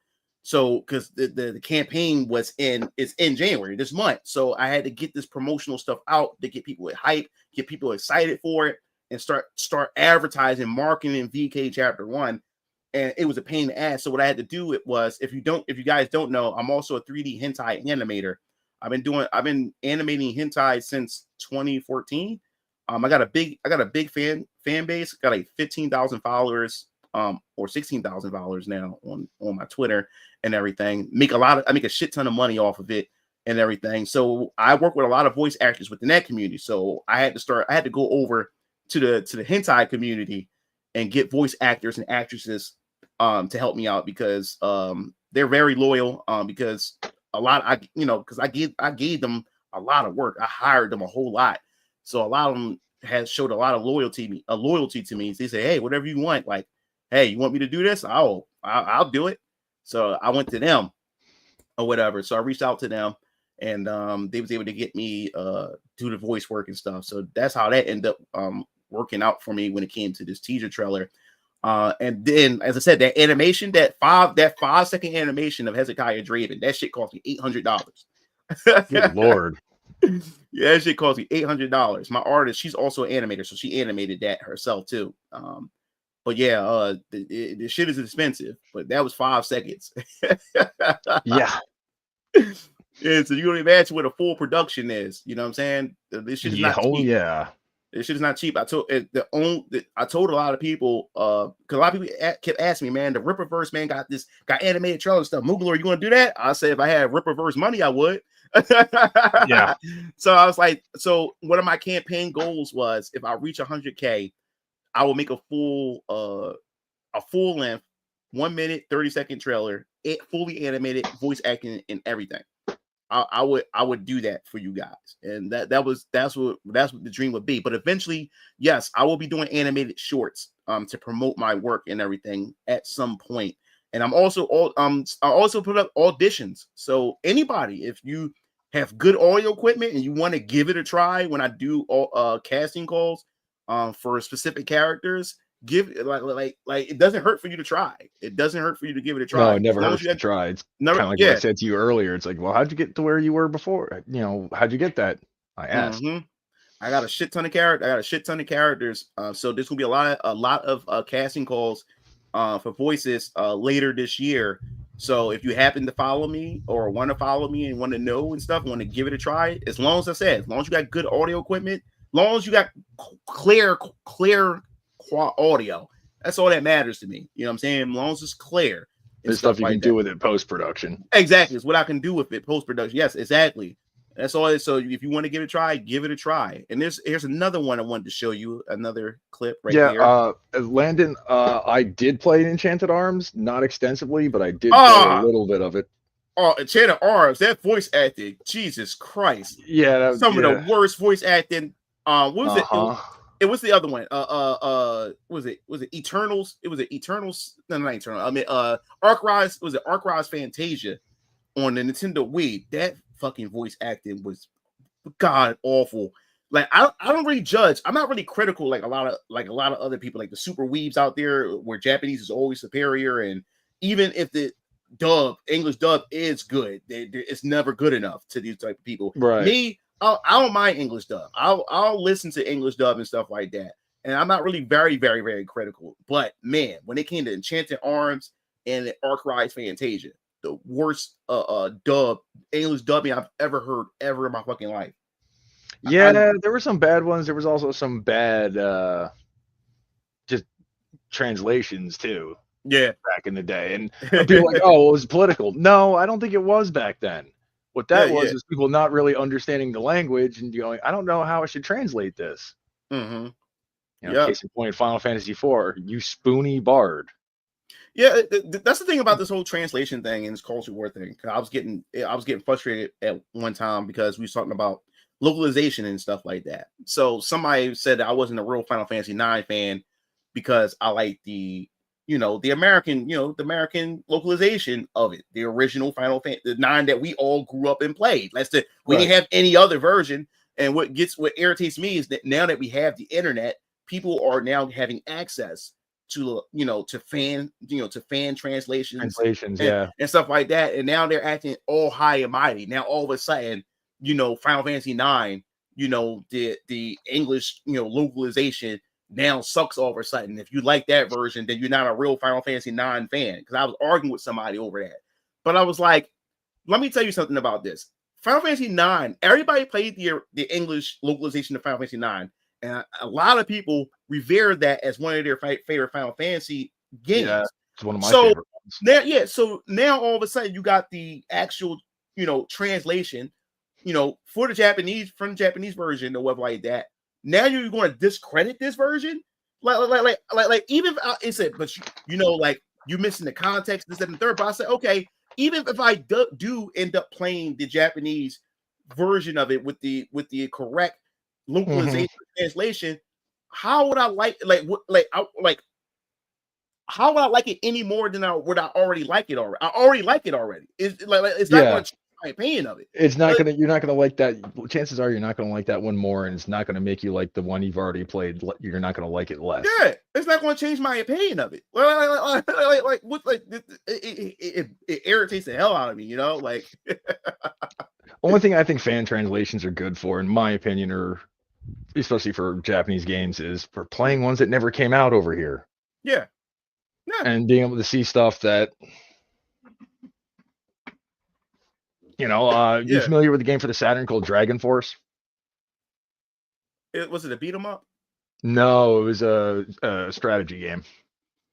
Oh, so the Force, because you had the Shining Force, and then you had on the Sega Genesis. Well, Dragon Force wasn't tied to Shining Force at all. Oh, was it? No, but it was a tactics game, right? It was like a strategy, like tactics game. Yeah, but it wasn't quite like a tactics game. It was more like Ogre Battle. Oh, okay, I got you. Yeah. I love Ogre Battle. And they released a second one, but it only came out in Japan. Well, I was able to play that thanks to a fan translation patch. Decades later. Same thing with Earthbound 3 or Mother 3. Yeah, that's another one. There's a Square RPG that never came out over here called Bahamut Lagoon. I remember my friends back in high school when I was in 10th grade. He used to always talk about Bahamut Lagoon. I was like, what the fuck is that? And this is back when I was in 10th grade. And he was telling me, about he played it on the emulator, the translated version and stuff like that. Terranigma was another one. Yeah, Terranigma. I played that though. What was another one that? Oh, and Trials of Mana at the time. I played that. Trials of Mana, Tales of Fantasia at the time. Yep. Yeah, I remember all that. So that's the only time I it matters to me. Like there's games that we don't have access to and stuff. But other than that, I'll play a localization version. Like to me, it's case by case for me. Or I'm not like I'm used to playing localization. You know, back in the day where it may not been localized like perfectly properly, yeah, but it wasn't like there was malicious intent behind it at the time. Yeah, it was just yeah. What do I do with this phrase? This makes no sense in English.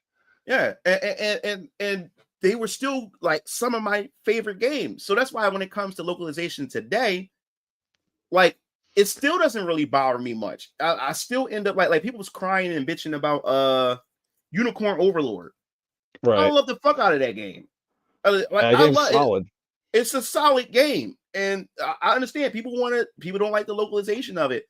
And I think what really messes up is because, like I said, now people have access to this stuff. People go look for it because now when games come out, people start looking for the Japanese, script and shit like that. And then once just to see how bad they butchered it. Yeah, butchered it, and then everybody get mad. Everybody start going on social media about it and stuff like that. I don't do that. Like if the game looks good and looks like it's going to be a fun experience, I'm playing that fucking game. That's just how I am. I'm not looking to get upset by something like localization because I grew up in the earlier eras of gaming and know how localization is. Yes, you have assholes within the industry that throw in their little politics and stuff like that. But for some strange reason, even despite that, these still become revered games. You still end up liking these characters. So even despite them doing that, these characters are still favorite characters. They end up still becoming favorite characters throughout pop culture history and gaming history and stuff, despite the bad localization. So I think I don't know. Big issue that people can't seem to wrap their heads around when it comes to that is we used to roll our eyes at a bad, line of dialogue. Now we're rolling our eyes at a bad game. Yeah. Oh, damn. That's deep.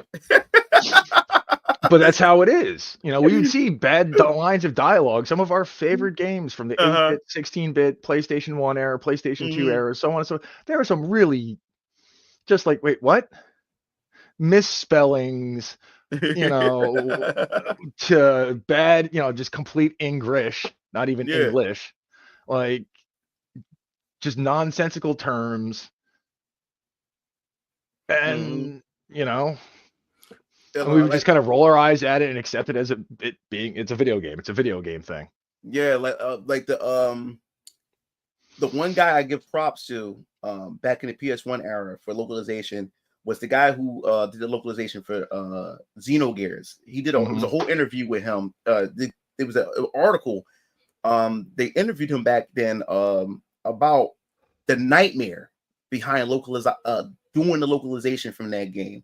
Because I can only imagine. Because the complexities and all kinds of shit that was involved, and it was just him. They left all the responsibility on. He wasn't just doing localization; he was also doing the marketing for the game as well. So he was doing both. He was doing two different jobs, and I give props to that dude because, like I said, Xenogears is one of my favorite, JRPGs of all time. Like Xenogears, one of my favorite JRPGs of all time. I give it up to that guy for him to sit through. Considering how much dialogue is in that game. Exactly. I mean, I don't mind dialogue in my RPGs. Yeah. But that was kind of like, okay. Yeah, dude. He was like what they call that? He was crunching on that. It was crunch time, doing that whole localization process. Like he got no sleep doing that whole process of localization for Xenogears. I was like, man, hats off to that dude because man, like you did a good job because it's one of my favorite JRPGs, dude. Like props to you. To be able to take that story and keep it coherent. Yeah. But yeah, let's see what else you got here.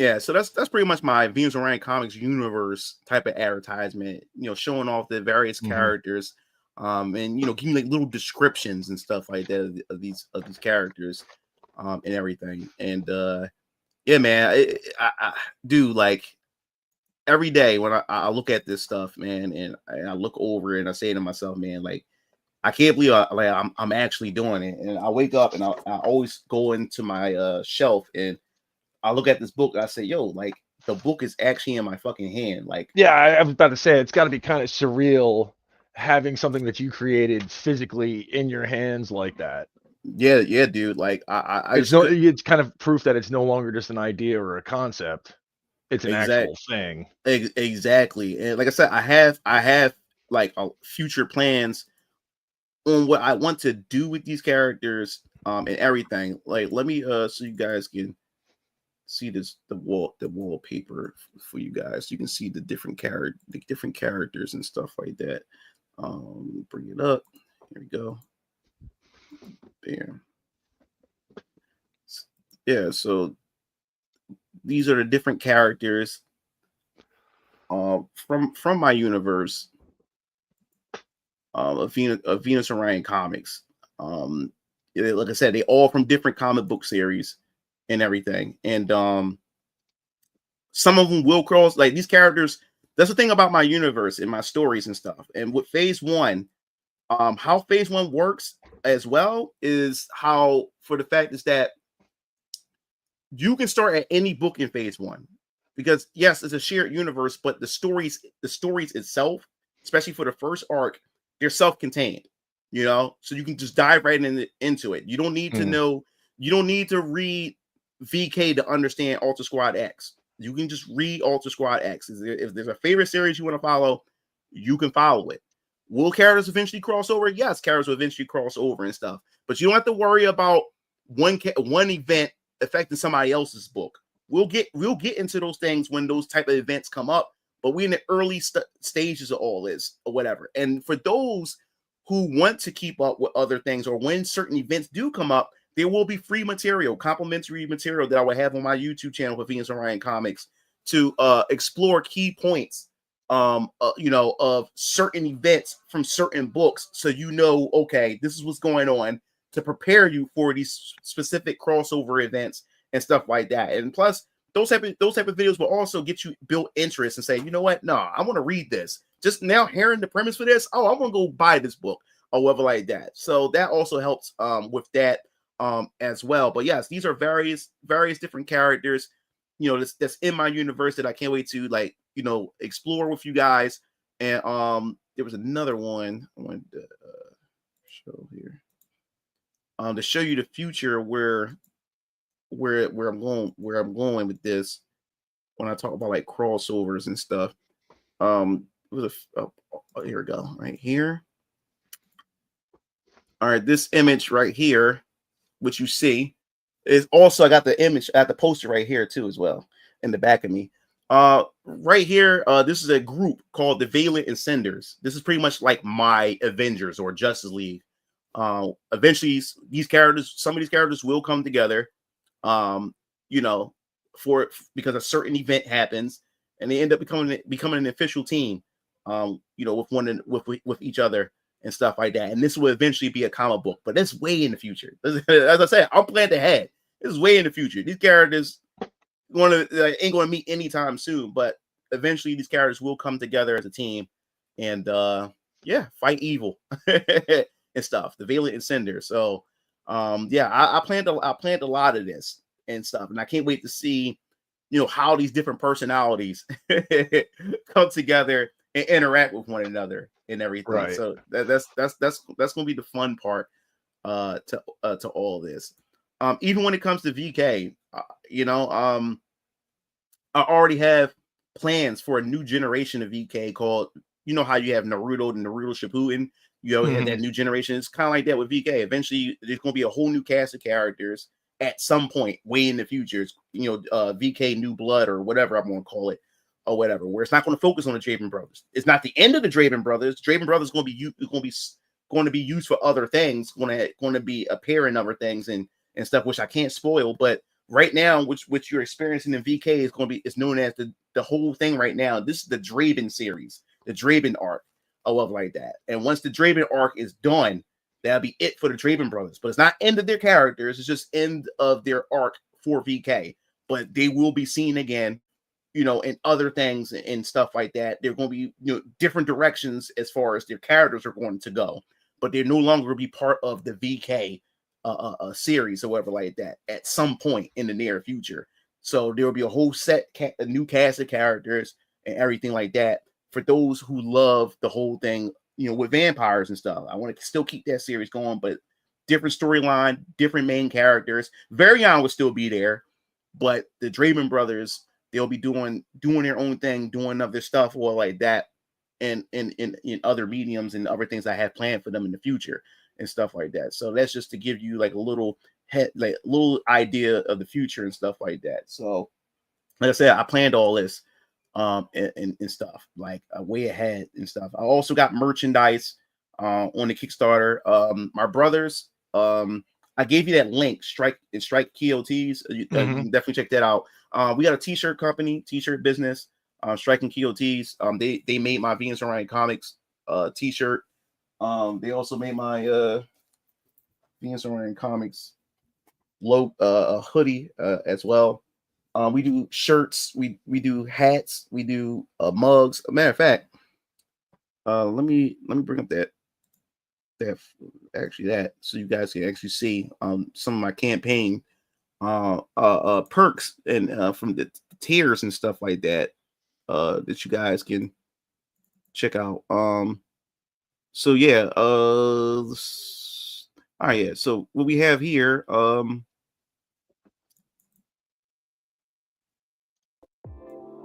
yeah, so this is the Young Wrath tier or bundle. You can get these individually as add-ons, or you can get the entire bundle where you get all of it. So this is Young Wrath. This is a Young Wrath theme. So a shirt, nylon tote bag, keychain, wallet. Got the mouse pad, got the tumbler, and stuff like that. So yeah, so we do have that, and to show you the other one that we have of the other brother. Yeah, they all different color, different theme colors. And this is the second oldest brother, Isaiah Draven. So we got the green theme. You can check out as well. And that's a tier to itself too. You can get all the Isaiah Draven merch and everything.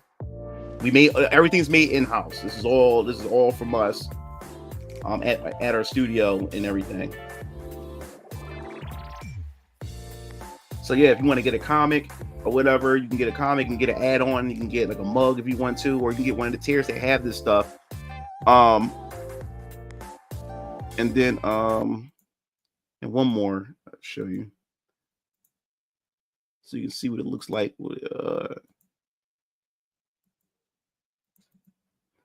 And then we have the VK t-shirts. You can go check that out. But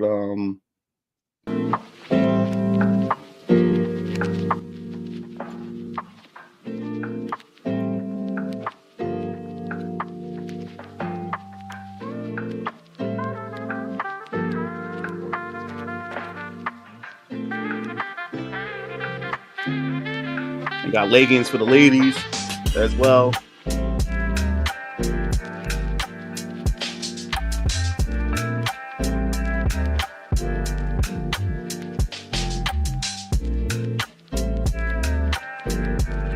So yeah, you can get them in there. You can get those too as well.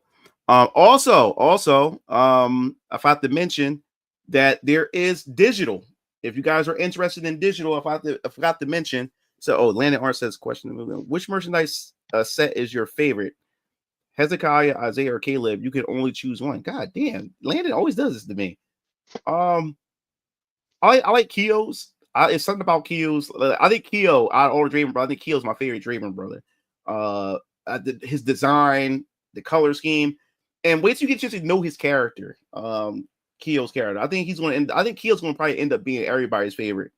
And everything. When you get a chance to be introduced to his character. But yeah, I forgot to mention digital. There is a digital version of the comic, which is $5, but the prices: base cover $15, cover B $20, cover C $25, cover D $30, and these also valued by their by the limit of how much that exists, or that's the quantity of them. So there's only 100 copies of cover D. There's only let me make sure I got everything. Yeah, and there's only 150 of cover C, and there's 200. I think it is like 200 or 250 if I can remember. I don't have it in front of me, of cover B.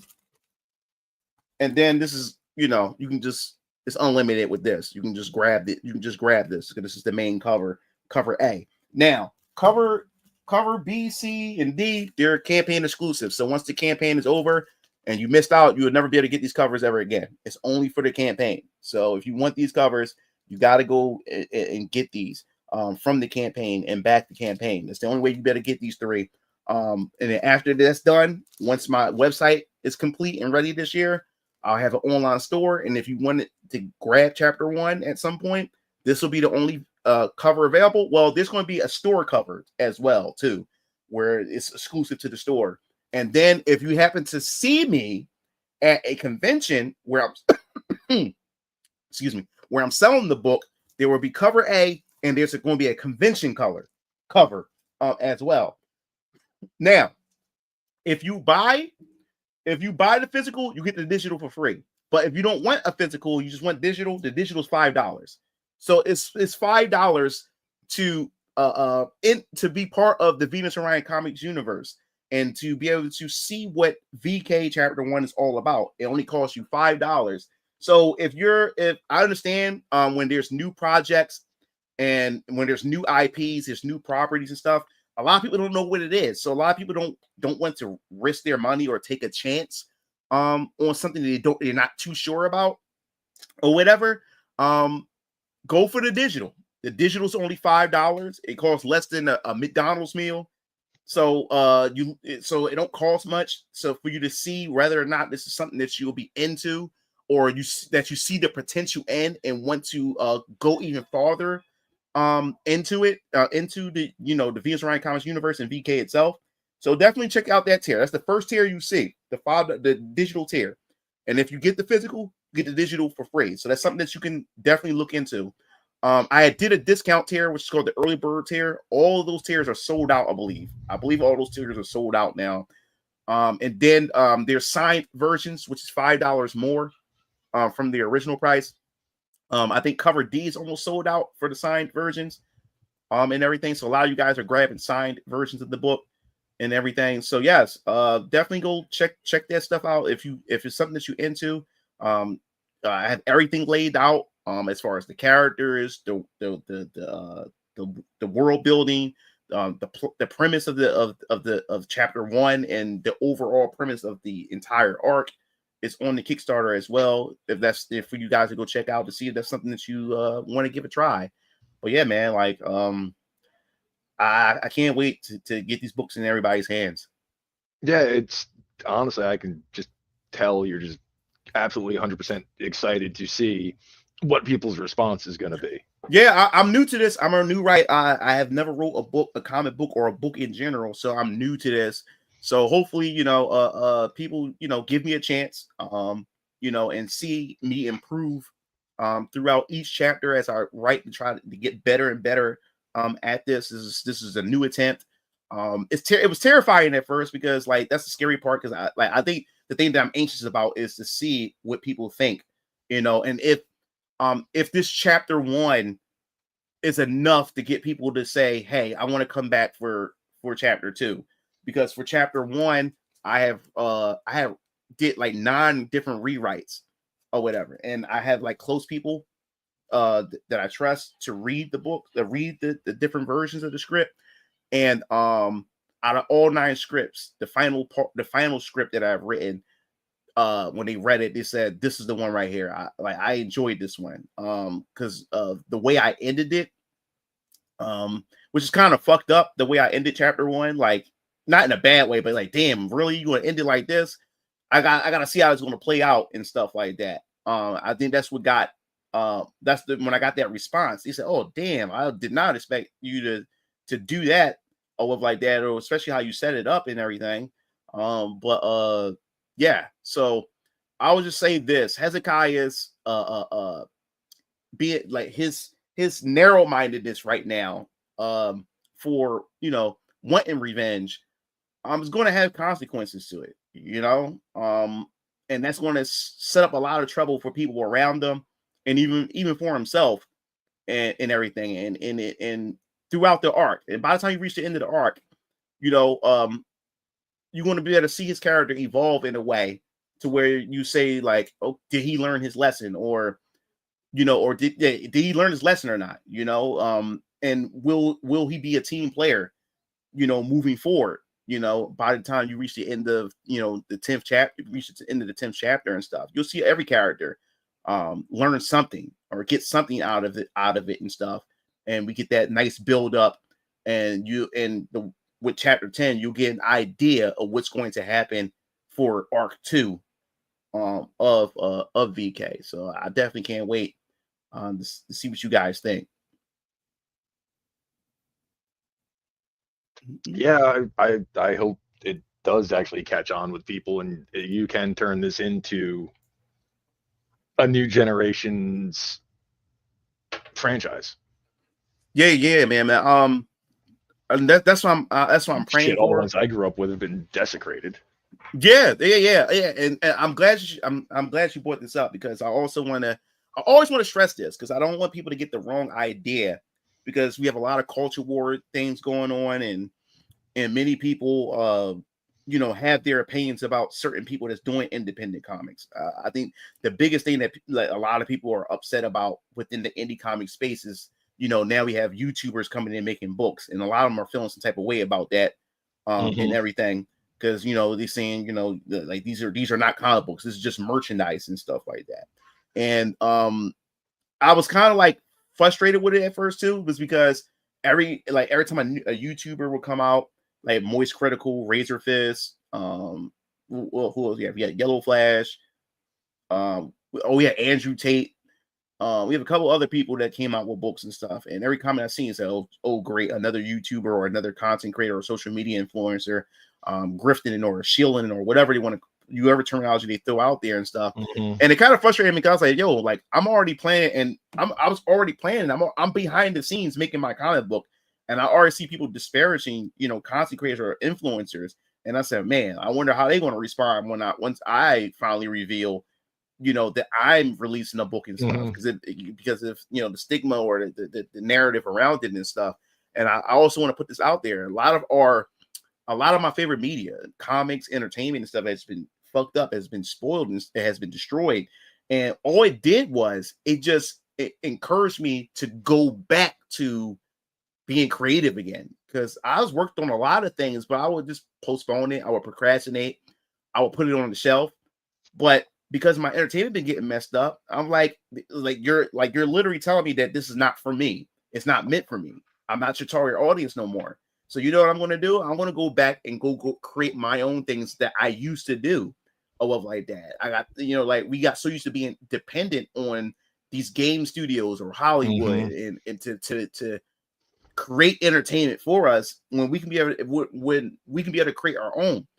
So that's all it did. It just pushed me to go back to what I was traditionally doing, So I just want to put it out there that no, Phoenix Orion Comics wasn't made to own the chuds, whatever that lingo or own is. the libs, or own the libs, yes, shit like that. It was not designed.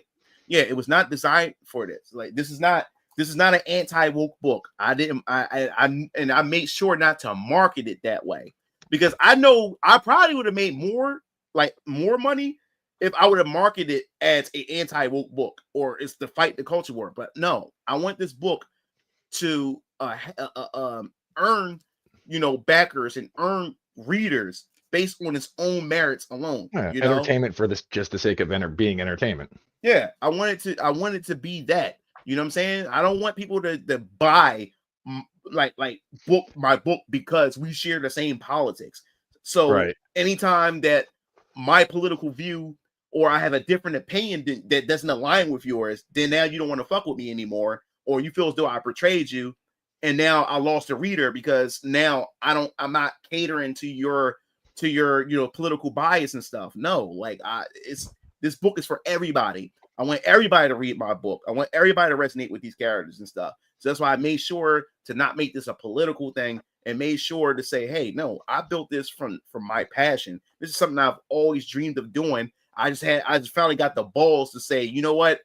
It's time to go do it. Take a chance on myself. Take that risk and stuff like that. So no, Venus Ryan Comics wasn't made out of spite against Marvel and DC and all my favorite forms of entertainment. No, this is just made out of my heart and the passion that I have for this. Like I said, I could have went the game development route, but like I said, a lot of stuff costs money, and to go about it would have took even longer. Me doing research on how to make that approach, finding people who have the skills to be a programmer and stuff like that. And I want to be a game director and story writer and stuff and create the worlds and stuff. I just got to find now. I have to find people that actually can create and bring my vision to life, and that takes time and that costs money.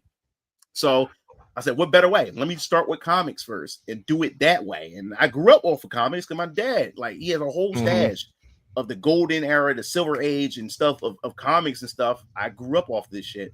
So why not? Let me just do it that way, you know? So yeah, that's my message for this. I don't want nobody to get the wrong idea, you know, of that. Because I watch a lot of people that sell it on Culture War. And when you sell it on Culture War, people set up high expectations for it because I'm not like I'm not going to be not going to be Marvel and stuff like that. And so if people look at Marvel and say Marvel's shit, and you coming in saying that, yo, like, I'm doing this and the rival Marvel and stuff, so now people will think that, oh, this must be you're gonna have the same quality level that Marvel once had. Exactly. So then when people go into it and say, damn, this shit is ass, or it's a letdown, it's not bad, but it's not good either, and whatever like that. And then now all of a sudden you have a whole group of people who hate you now, or mad at you, or feel like you let them down because the quality wasn't there because how you sold it, how you marketed it, and people set these high expectations. I did not want to trap myself and put myself in that trap by doing that. Landon, I didn't even know there was going to be one. So, oh, it is. I didn't know that. I guess I'll be giving that a try. I was never. My only connection to Fatal Fury was the anime. And here's the thing: I grew up as a Capcom kid. I grew up playing Capcom games. My first introduction to SNK was Samurai Showdown on the SNES because my uncle had it. And I thought it was so fucking awesome because it was the first time I seen a fighting game. It had zoom in and zoom out, and then you could knock the weapons out of your opponent's hand, and it had you slice them and all this blood gush out, and the music was pretty good.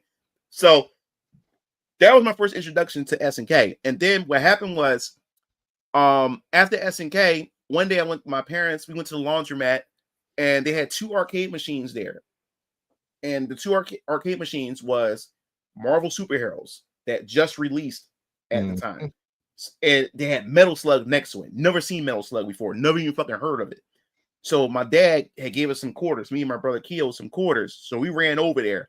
First my dad played Marvel Superheroes, my fault. Me and Keo played Metal Slug. So my dad was playing Marvel Superheroes while the clothes were being washed, while mom was watching the clothes, and my sister was over there with the clothes and stuff like that.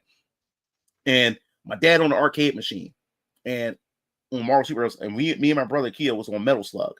And man, I've never seen anything like it, man. The sound effects, the guns, the recoil, and the sprite animations was just gorgeous. Nothing I've ever seen as a shooter, because I grew up playing Contra and stuff. But this was like a much better Contra, in my opinion, Metal Slug.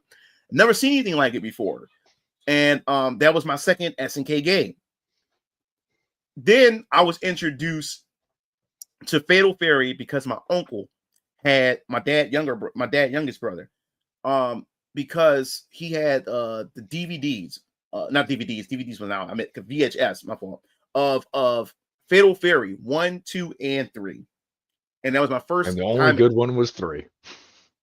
I like the old 3. 3 was good. I think 3 was my favorite. I like the first two were a little like, huh?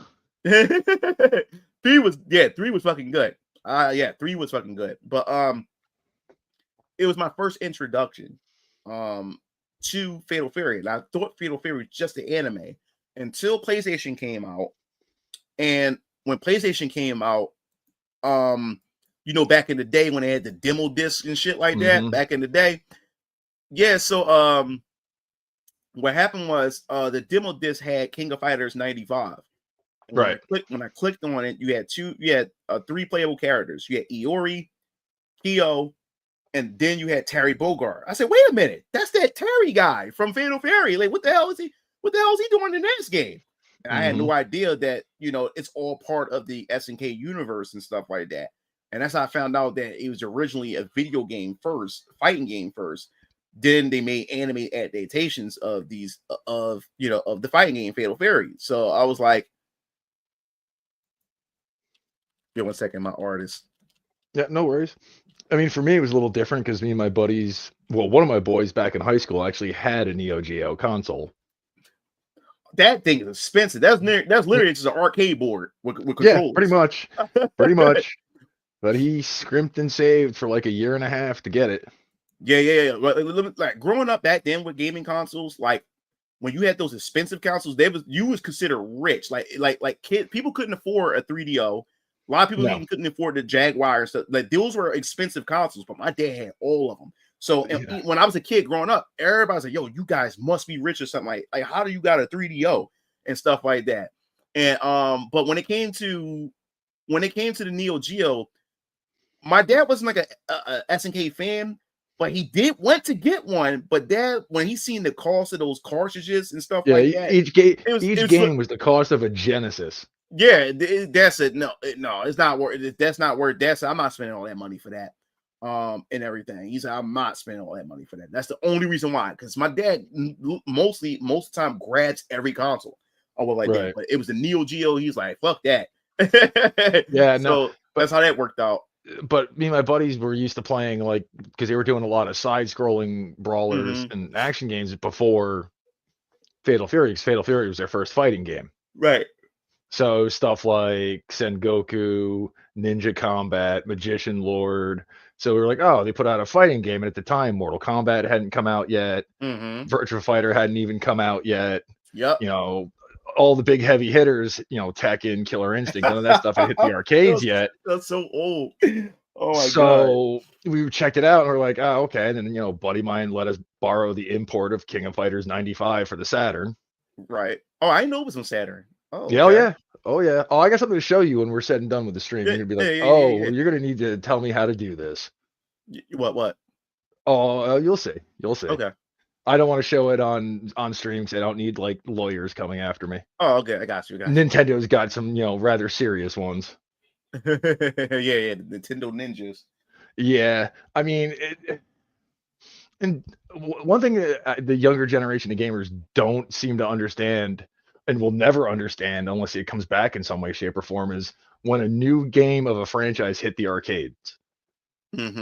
Like when Mortal Kombat 2 hit the arcades, or when I remember my buddy calling me up, like, you working today? No, I'm off. Good, I'll be there in 10 minutes. You better be ready. I'm like, for what? He's like, you'll see. Wow. Drove 45 minutes to go to one of the malls in the area to play Mortal Kombat 3. Oh my god. It was the only arcade in the area who had it at that point. Yeah. Those are fun. Those were fun times, like especially when it came to fighting games, and that's why fighting games are like people are walking away or they're getting upset at the current state of fighting games because they're not in the arcade scene no more. Street Fighter 6, Tekken 8, you know what I'm saying, and Mortal Kombat. None of them are in the arcade because the arcade was the beta test. The Would you believe though that Street Fighter 4 and 5 were in the arcade? Yeah, Street Fighter 5 at the very last. Well, the thing with Street Fighter 5, it was Tekken 7 was in the arcade as well. Yeah. I think Street Fighter 5 came out on console first, and then I think it came to arcade. Yeah, after. Probably.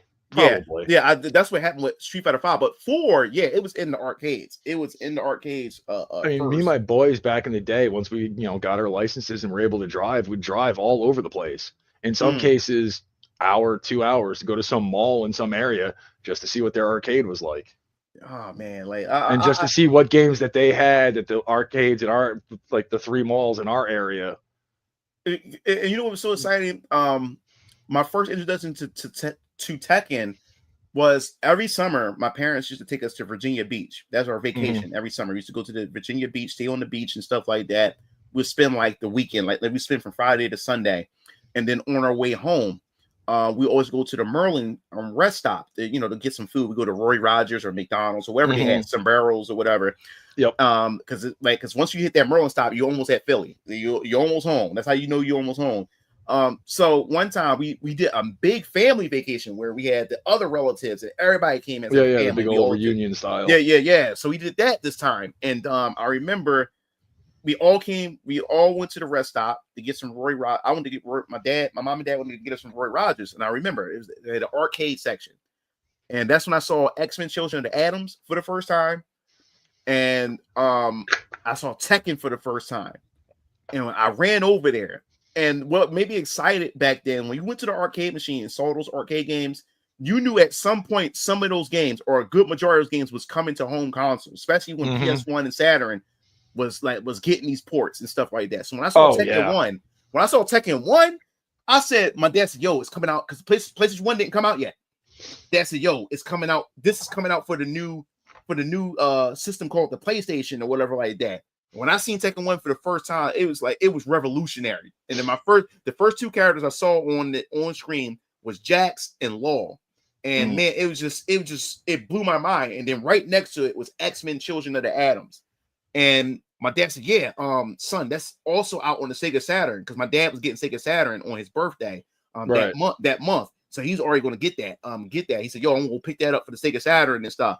So I'm hyped, because I didn't even know X-Men had a fighting game. I'm like, what the hell is going on? I remember seeing that in the arcade going, wait, what? You just walk into the arcade on a whim and just, you remember how arcades were pretty much just like a long corridor. Yeah. You walk down the arcade and be like, oh, wait, what the hell is this? This is new. Yeah, that's what it's so exciting. And then, in order for you to find out what was new coming out was because of the arcade, because I remember this. Now PlayStation is out and everything. And I remember my friend Steven Miller. He was me and him went to the same elementary school, and he would come over to my house at times. So he would come to my house and we would play games and stuff. I remember my mom had and dad had ordered some pizza and wings and stuff. So we sitting at the table, and we had what was he playing on play? He was playing, what game was he? He was playing something on PlayStation, but we had the game on pause, and we were sitting down at the kitchen table eating wings, eating pizza and stuff. And I remember he was like, yo, man, he said, yo, I just got finished playing this game called X-Men versus Street Fighter. So I'm like, what the fuck? I turned to X-Men. Now, trolling wasn't a thing back then, but I thought he was trolling, because hearing X-Men and Street Fighter in the same sentence doesn't make any sense. This is where crossovers wasn't really a thing yet in fighting games. That was the first. So when he said X-Men versus Street Fighter, and you know me, I'm thinking about the logic of everything. I said, yo, Street Fighter can't fight X-Men. X-Men would kick Street Fighter's ass. I'm like, this doesn't make sense. I thought he was playing around with me. He said, yeah, man. He said I was playing X-Men versus Street Fighter, and he said, my favorite team is Cammy, and I think he said Juggernaut or something like that. I was like, Cammy? I said, no, this don't make sense. And I said, Ryu can't fight Juggernaut. No, this is not real. Like, dude, stop playing around. I said, no, I'm dead serious. He said, X versus Street Fighter is a real thing. I played it at the arcade. I said, at the arcade? He said, yeah, it's at the arcade. You can play it at the arcade. So I was like, really? So when dad came downstairs, I said, yo, dad, you gotta take us to the arcade next week or something like that. So dad ended up surprising me and my brother and my cousin Tyree. He took us down to South Street in Philly, and South Street used to be hitting back in the day. Now, South Street is more like a tourist attraction, but South Street is like this one long strip that stretched for about like maybe like 8 or 10 blocks. Right. Yeah, and it's very and you find all kinds of stuff. You find all kinds of stores there. You find like sex toy stores and sounds like various cities in New York City. Yeah, tobacco stores, and then you had the Rainbow Street where it's all homosexuals and stuff. You find all kinds of stuff on that strip, but there you have a bunch of pizza shops, cheesesteak shops, and arcades and comic book stores. So dad took us down South Street, and the thing is, you do not park there. If you park there, you ain't gonna be able to drive out of there because it's so crowded, so jam packed. It's a lot of police officer, biker gangs, all kinds of stuff. So you got to park blocks away and then walk there, which is fun. Right. Or stuff like that. So we walk there, me, my cousin, my dad, my brothers, and my brother, and we get into the arcade, man. And this arcade was big. Now, this is what was so exciting.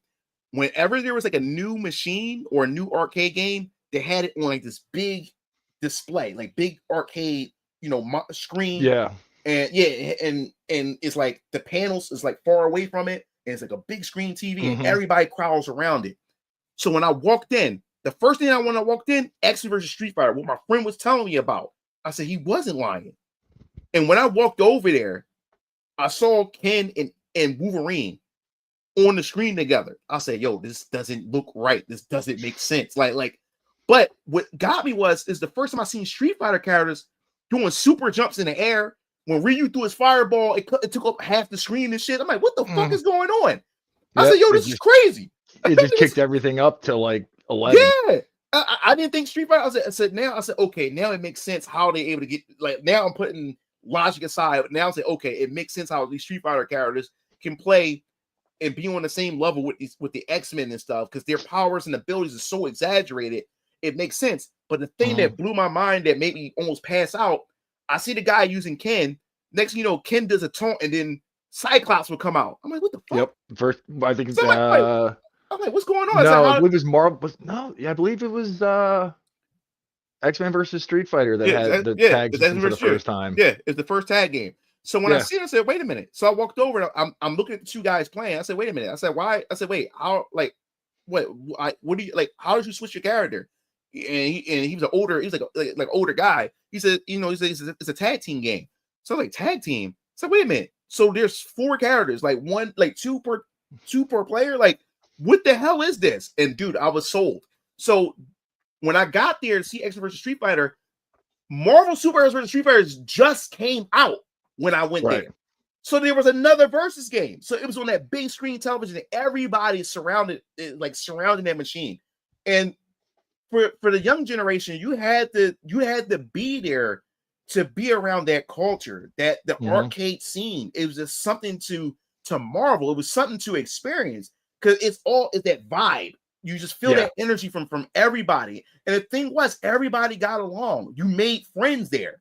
Like, I met complete strangers just there for that brief moment, hanging with everybody, complete strangers. And at the time, what grade was I in at the time? I think I was like, was that 5th, 6th grade? I think I was in like 4th or 5th grade. I think I was. And I'm seeing this, and I go over to the big screen to play Marvel Superheroes versus Street Fighter with my cousin, and we're loving it. We're loving every bit of it. And then we look and you see all the other games that was there. It was just that whole scene, that whole vibe, the culture itself. And what's so sad is, like, I'm older now, and I feel as though that I took that for granted. You know what I'm saying? Because I agree with you on that. It's not there anymore. Problem is, and this is something I've talked about with other people, is 2 different things kind of cannibalized the arcades. One was consoles. Like I said, there was that phrase, almost arcade perfect. There's no such thing anymore, not even remotely to it. But the other thing was too, at least in my area, and it may have been different in other parts of the country, but the arcades started cannibalizing themselves. Because when I grew up, it was all locally owned franchises. Then after a while, a corporate structure came in and bought them all up, and it was the same arcade in every mall. I didn't know that. I believe it was like Just Fun or something like that. I never thought about that. Station. But in my area, because there was 2 malls in one area that had an arcade called the Dream Machine. And I remember that, and people who grew up in my time period, whoever went there, remember it because of the way, instead of just being that long corridor, it was a big room with tiers. So it was a completely different setup. Yeah. But after a while, all the arcades that had all these unique individual names all became the same one. And a buddy of mine kind of noticed that this was becoming a problem because it was all the same machines. Yeah. Yeah. Because it's like, look, we have 10 different, Mortal Kombat 3s. And 5 of the Street Fighter, whatever the current Street Fighter is, they stocked up on fighting games, and it was either fighting games or anything as I used to like to call ticket machines. Yeah. skee ball, claw games, and then you also had a lot of the more quote unquote interactive games, light gun games. Yeah. There was also the time when Namco was trying to come up with all sorts of weird, like, you were a samurai, you actually had like a katana hilt in your hand. Yeah. And, to react to that. It was like, okay, where's all the other styles of games? I never thought about that, bro. Like now that I think about it, that's what the exciting part about arcades. When you went to different arcades, you didn't know what machines were going to be there. No. And you get in there and you're like, oh shit, they got this. Or you like this, Joe, what the hell is that? Like you run over there. I think that was the exciting part of the arcade scene. I never thought about that. And since I'm from the city, and I live in Philadelphia, arcades wasn't like, it was abundant. So we didn't have to run to a mall. We were just I'm in like suburbs / beginning of the rural borderline in New York. You start going north from where I live. It's like, oh, it's farms. You go south, you start getting more like the city.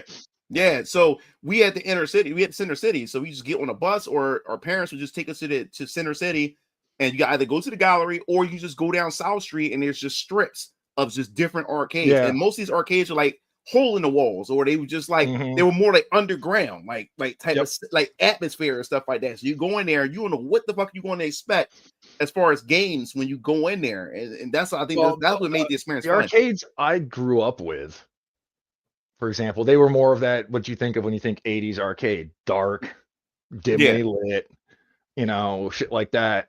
But it's weird because, like, me growing up, there was 5 malls, all within a half hour of where I lived. And it was all different towns and cities. Right. And then after a while, by the time I got to high school, it kind of got narrowed down to like 4, one of which was falling apart, I believe caught on fire at least 3 different times in the space of 2 years. Damn. From faulty wiring and shit like that. Shit. But now, like, me and my buddy, a good friend of mine, I've known him for like 30 years, old gaming buddy. We both build Gunpla. So we'll go hit up like a couple comic shops in the area that we know carry them. We'll hit up Hobby Lobby to get certain supplies that we need, and they also carry the kits, and every other week is 40% off. So can't hurt to look. We'll pop into the mall just to see if maybe, some import store came in, or, some anime type store came in, because no real stores are in the malls anymore. And we walk through the mall and we're just like, this is fucking depressing. Oh, bro. Don't tell me about it. Was it last year? It was in 2023 actually. My favorite mall, like a famous mall in Philadelphia, was called Franklin Mills, and it had the 80s. Like even in the early 2000s, it still had that 80s aesthetic. They didn't really do much changes to the outside. It looked like it's from the 80s and stuff like that. The inside was, revenerated and stuff like that, but it still had the 80s touch to it. And that was my favorite mall. Like, we always used to go there and everything. I haven't been there in years. So in 2023, my brothers decided to say, hey, let's go to Franklin Mills. Well, come to find out, it's not even called Franklin Mills anymore. It's just called Philadelphia Mills. I hate that name.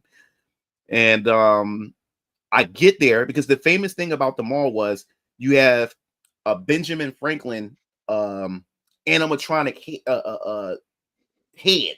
It's a big when you go inside the mall, and as you get to the center of the mall, it's this big animatronic head of Benjamin Franklin.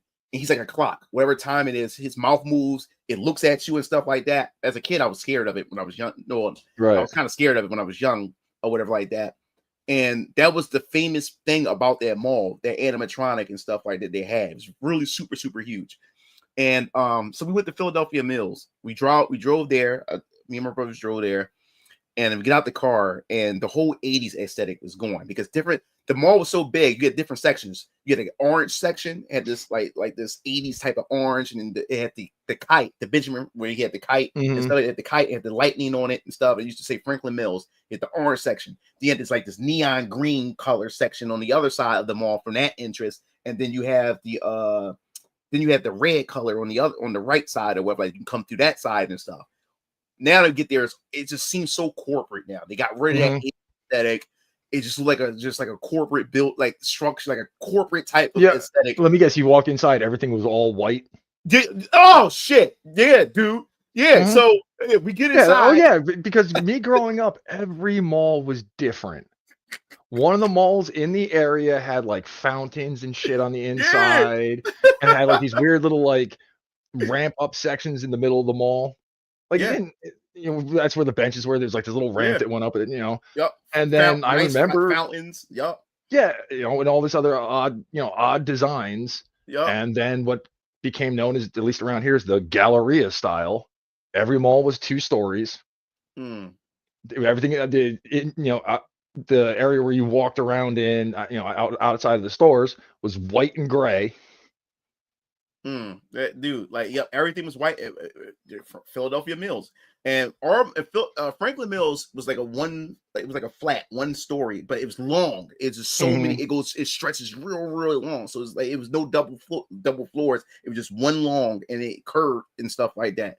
So we get in there, and for one, a lot of stores was closed the fuck down. There's just boards everywhere. It's boards everywhere. Everything looked white and gray and shit like that. And another thing was, it was like no life in there. It was empty. Like, it was quiet. You can just hear footsteps. I'm like, where is everybody? Like, what the hell is going on? And also COVID, the pandemic killed the mall scene too. Oh yeah. Because now everybody just shop at home from Amazon and shit like that. But when I got in there, it was dead. It was empty, bro. It was on a Friday. It was on a fucking Friday. It was empty in there. It was empty there. So we absolutely believe it. And me and my brothers, we haven't been there in years. So when we walked in, because the last time we went to Franklin Mills was when was before, like, let me see. Was the 360 era. That was the last time we did we went to Franklin Mills. The 360 era was the last time we did the Franklin Mills Mall. So we haven't been there in years. I'm a grown ass man with a daughter, a going on 16-year-old daughter now. So it's been a while. So we get there, and I ain't gonna lie, me and both my brothers, we were depressed when we walked in there because we going back to our childhood memories and when we were kids with our parents, running around and excited and stuff like that. And now I said, what is my daughter's generation? Where do they go? That was the hangout spot for it. Like where do they go? What are they doing? They just staying on their phones? Like they just on the internet? Like, what the hell was going Pretty on? much, I was like, what the hell was going on? So me and my brothers, we was literally getting depressed. We walking through, either stores are closed down, boarded up, or it's just no one in the stores, and it's just quiet. It's fucking quiet. Like even it was just, dude, it was bothering me. I said, yo, I think we explored a good portion of them all, but we didn't go any farther because we said we don't want to see no more. Like it was just destroyed. Like everything that we remember growing up as a kid, in that place, man, was gone. Like it was just destroyed. And then when we got to the middle area where that Benjamin Franklin animatronic is at, it's gone. That's not even there. We walked in there. I said, yo, they got rid of that. I was like, all right, man, let's go. One mall by me and my buddy go in. There was 2 stores in there I wanted to poke my head into. One was supposedly a gaming store, like tabletop, D&D and shit like that. And I'm kind of big into board games as well. I poked my head in there. I'm like, oh, so they've gouged the shit out of the prices on these. Anyways, moving on. And there was also a quote unquote arcade. And I kind of walked around. I was like, oh, okay, more modern stuff like the Mario Kart arcade game. There's a Halo arcade game, evidently. Yeah, I played that. Stuff like that. Fine. I was like, I'll have to talk to another friend of mine who's been there. I talked to him. He's like, oh yeah. He's like, you got to spend like $50 just to, get enough enjoyment out of it. Yeah. I'm like, are you shitting me? He's like, no, because all the games are kind of expensive. Yeah. Yeah, man. And it's not a matter of putting tokens in. You go and get one, pay X amount of money and get the card. Yeah. Yeah, man. He's like, you need to spend like $50 just to have enough time to enjoy a couple different games. I remember that's the thing about like these arcades today, because we went into Franklin Mills. We did go to the arcade that was there. And what I noticed about modern arcades, most of them are ticket machines and stuff like that. And you'll have a couple light gun games or light gun games. Really, no fight. Most don't even have fighting games most of the time. Don't even have fighting games or beat 'em ups. They're not even in there. It's just light gun games, sometimes a couple racing game cabinets, and rest just ticket machines. And I've seen that with a lot of modern arcades today. Like even down at the gallery that's been rebuilt in Center City, they have an arcade. And I went to take, it was like last year. I went to me and my daughter. My daughter wanted to see Five Nights at Freddy's, so I took her out to see that. And they had an arcade right next to the movie theater that's inside the gallery. We go in there, and it was the first time I was like, man, this is the first time I actually do see a variety, but it's still filled with ticket machines and racers. And they had maybe 2 or maybe 3 fighters, and then you had your Halo. Then they had Halo, and it was a Halo, Tomb Raider, and they had like a Time Crisis 3. You only had 3 shooters, but and like I said, they did have the Mario Kart racing game, but rest was just ticket machines and stuff. I'm like, what the hell is going on? And even Atlantic City, we did the convention 2 years ago. We did a convention down there, and even going into their arcades. I mean, they had go-karts and stuff like that too. But down at the Boardwalk, even their arcades where we spent money to get a card and stuff. And I'm like, why the hell did I spend this money? Because we played everything in like 5 minutes. Like they had nothing there. Rest was just ticket machines and stuff like that. Like, where are all the fighting games? Where are all the shooters and shit? And if they had Gundam, they had the Gundam game. You get inside the pod and stuff like that. But that was under construction. They had to fix it and shit like that. So you can just to play that. But I'm like, damn, I wasted my money on this card because like we played everything in that short period of time. Because everything else was ticket machines. Yeah, that we wanted to play. Like I'm like, what the hell is going on here? Oh man, like I took that era of gaming in the arcades for granted, man. I wish I could go back just that experience that just one more time. Well, from what I've been hearing, some people have been saying like Gen Z is unhappy with the state of pretty much internet shopping only. Oh yeah, there's an article saying that they want the malls to come back. Yeah, because they're getting tired of they finally learned something like, yeah, sometimes buying certain things you want to hold in your hands. Yeah, my daughter was like, Dad, like you may not believe it, but I think my generation will be the one that's going to change a lot of things and bring things back to normal in my generation, because there's a lot of things that I experienced. Now her generation wants to experience it and stuff like that, and malls are one of them. They want to bring the malls back and stuff like that. There's a lot of things they want to experience and stuff, because I've been seeing a lot of videos where it's Gen Z and younger generations, like my daughter generation, they decorating their rooms to look like the early 2000s and shit. They're I'm like, what the hell? Like I lived that. And they're to them it's just like a scenery that they just that they were just putting together in their room and shit and stuff. Well, it's a combination of they hear all these things about how it used to be. But like you said, like where do kids go and hang out now? Where's the hangout spot? As those go away, the one that's referenced the most in TV and movies from the 80s and 90s are malls. Yep. That makes perfect sense, because a lot the younger generation, my daughter, she watched Stranger Things and stuff like that, and she look at that era that story takes place in and stuff like that, and it makes her dream and wonder what it was like. I remember my daughter was like, Dad, like, do you have any Y2K clothing? I'm like, Y2K? What the fuck? I'm like, what do you mean Y2K clothing? Like 2000s or something like that. And then I thought about it. I said, oh yeah, Y2K. I said, you ever knew what that meant back then? And she was like, no. I said, well, you remember, said before you was born, damn, I sound old. Back when it was 1999, there was a big scare about the 2000s that the computers couldn't read past 99, flipping over to double or some zero shit like that. Fuck it up. Double zero, yeah, and that all the world's electricity and power was going to shut down, and it was a massive scare. People started going shopping and everything. It was called the Y2K scare. And he said, "Oh, really?" And say, "Oh, wow, I didn't know that." And here exactly, what people the younger generations fail to understand is like the level of tech that they're so used to now. Evolved over, like the past, 24 years from 2000 and now, and it's like you have no idea what some of the stuff we used to deal with. Yeah. So, and that's why now they want to experience it and stuff like that. Like that's the funny part about it. Yeah. Oh yeah. But we've been going for almost 3 hours.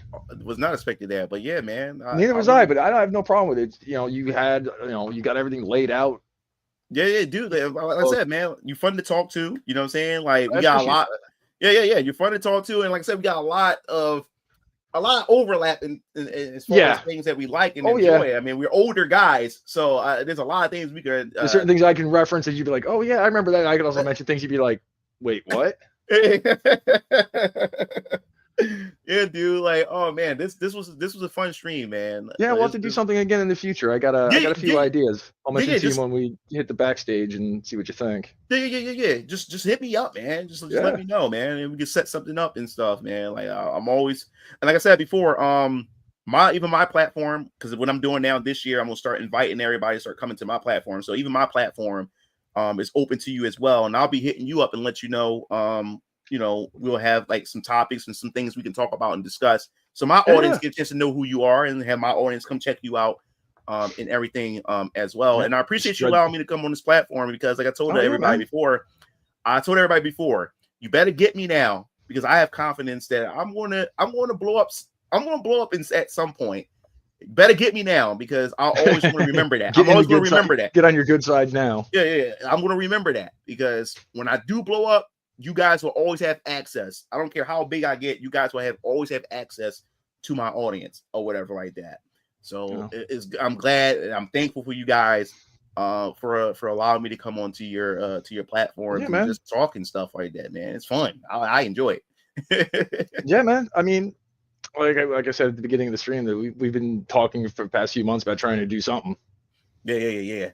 And that's the thing, like, because when you hit me up, I said, yeah, we did talk. We haven't talked in a minute. I remember we talked about we was going to do something, and then and things came up. I got sick, and all the things that you was doing and stuff like that, and I forgot all about it. So you hit me up, and I looked at our past messages. I was like, oh yeah, we did talk all like that. I forgot all about this because my DMs now is I can imagine. Yeah, dude. It's just constantly, and I try to get to everybody and stuff. And then sometimes people messages. If they haven't messaged me in a while, they get pushed all the way to the bottom, and I forget all about it and stuff. I'm trying to keep up with everything that's current and everything. I try to talk with everybody. That's what I try to do. Even in my YouTube content, I try to answer as many people's comments as possible. I do read the comments. I try to answer people's comments and stuff, and I always try to engage with my audience. I always try to engage with people on my Discord and stuff like that. I just think that's how you build a community when its leader or is involved and stay in touch with everybody, and that's what keeps everybody always coming back for more. Landon is a perfect proof of that, man. Landon, he follows me on every stream that I'm a guest, he's there, and I appreciate that. He's him, Codename, and a couple other people, man. They follow. The one guy's been chatting a lot, Soul Assassin. He's not so much in. I wouldn't claim him as one of mine, but every other stream I'm on, he's also there.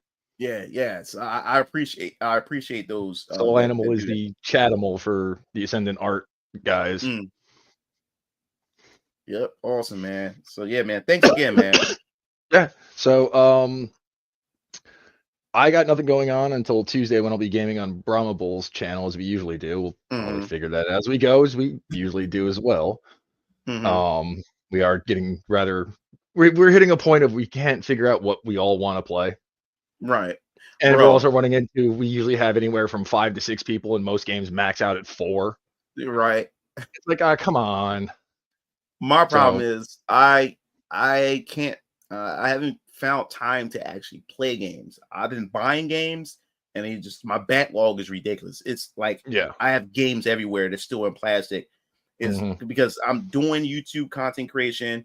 I also have an audience in the 3D hentai space that I have to constantly make content for and keep them satisfied. And then now I started Venus Orion Comics, so I'm doing that and trying to find time to squeeze gaming in there has been very, very difficult. But I definitely need to get back to it because I haven't my PS3, not my PS3, I mean my PS5, my Series X, and even down to my Switch. Even though I play Switch more than those two, or like that, it's just sitting there.